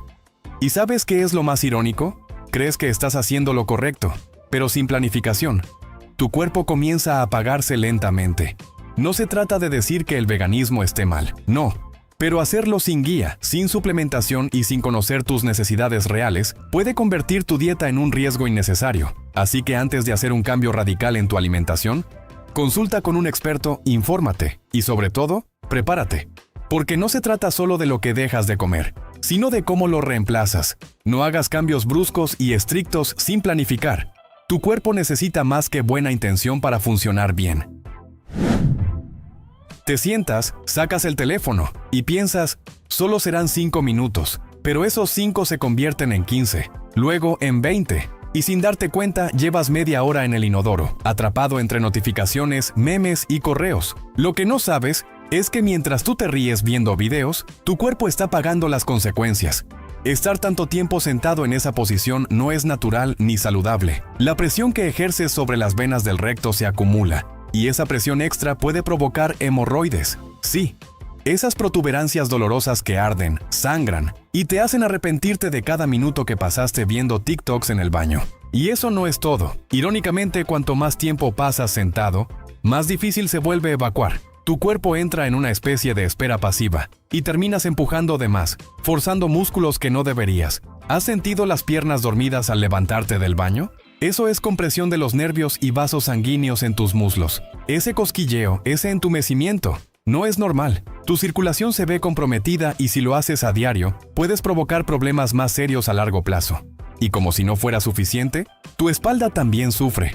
La postura inclinada hacia el frente, típica cuando estás absorto en el celular, pone una tensión brutal en tu zona lumbar. terminas con un dolor sordo, persistente, que aparece después sin aviso. Así que, la próxima vez que lleves el celular al baño, recuerda esto. Ese espacio es para evacuar, no para maratonear contenido. Haz lo que tienes que hacer y sal. Porque por mucho que te guste leer todo un libro de 300 páginas en una ida al baño, mejor no te pases mucho tiempo sentado ahí. Ahora lo sabes. Comes una naranja, tomas un jugo de limón o te echas un vinagreta potente sobre la ensalada. Y en cuanto terminas, corres al baño a lavarte los dientes. Porque claro, quieres mantener esa sonrisa reluciente, ¿verdad? Error. Justo en ese momento, tu esmalte dental está en su punto más vulnerable. Los ácidos que acabas de consumir han ablandado la capa protectora de tus dientes, y si los cepillas de inmediato, lo que estás haciendo en realidad es frotar una lija contra un cristal frágil. ¿Resultado? Erosión del esmalte, poco a poco, día tras día. Ese escudo que protege tus dientes se desgasta, y cuando se va, no hay vuelta atrás. ¿Alguna vez sentiste un calambre agudo en un diente al tomar agua fría? Eso no es magia negra, es la dentina expuesta. Una zona sensible que normalmente está oculta bajo el esmalte, y la estás dejando al descubierto con cada cepillado post-ácido. Pero hay más. Si además de cepillarte lo haces con fuerza, porque crees que así limpias mejor, podrías estar dañando también tus encías. La acidez debilita los tejidos, y el cepillado agresivo puede hacer que retrocedan, dejando las raíces expuestas y multiplicando tu sensibilidad. Entonces, ¿qué hacer? Esperar, sí. Espera al menos 30 a 60 minutos después de consumir algo ácido. Dale tiempo a tu saliva para neutralizar el ácido y remineralizar el esmalte. Incluso puedes enjuagarte la boca con agua para acelerar ese proceso. Cepillarse los dientes no es malo, pero el momento importa, y mucho. Así que, ahora que sabes eso, y si eres de los que adoran comer cosas muy ácidas, mejor no te laves los dientes tan enseguida. Tu sonrisa te lo van a agradecer. Estás acostado, las cobijas hasta el cuello, y la televisión encendida de fondo. Crees que te ayudará a dormir, que ese sonido suave y las luces parpadeantes serán como una canción de cuna moderna. Pero lo que no sabes es que tu cuerpo no está descansando como crees. Esa luz que emite la pantalla, especialmente la azul, le está enviando un mensaje equivocado a tu cerebro. Es de día, mantente alerta. ¿El resultado? Menos melatonina. Esa hormona esencial que regula el sueño se suprime, y tu reloj biológico se desajusta sin que te des cuenta. Y aunque no te despiertes por completo, tu sueño se vuelve fragmentado, superficial, te saca de las fases profundas, esas donde tu cuerpo se repara, donde se consolidan los recuerdos, donde realmente descansas, te levantas al día siguiente, con los ojos pesados, la cabeza nublada y la sensación de haber dormido, sin haber descansado. Pero eso no es todo. Dormir mal altera tus hormonas del hambre, aumenta la grelina que te dice come más y disminuye la leptina, que te avisa cuando ya fue suficiente. ¿El resultado? Más antojos, más picoteos y más peso acumulado con el tiempo. Todo por una tele encendida. Y sí, incluso tus ojos pagan el precio. Esa exposición nocturna constante a la luz puede causar fatiga ocular, incluso cuando están cerrados. Los párpados no bloquean toda la luz y el cerebro sigue recibiendo señales, trabajando más, cuando debería estar en pausa. Dormir con la tele encendida parece inofensivo, pero en realidad es como intentar descansar mientras alguien te lanza pequeñas piedritas al rostro toda la noche. No te mata, pero no te deja en paz. Así que ya lo sabes, si quieres que tu cuerpo realmente se recargue, que tu mente se relaje y tus hormonas trabajen a tu favor, mejor apaga tu televisión para poder dormir. Tu salud lo va a notar.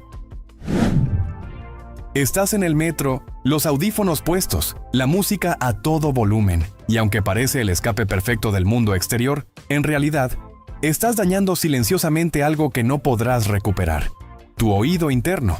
Los sonidos muy fuertes, por encima de los 85 decibelios, empiezan a destruir poco a poco las delicadas células ciliadas dentro de tu cóclea. Esas diminutas estructuras que transforman el sonido en señales para tu cerebro no se regeneran.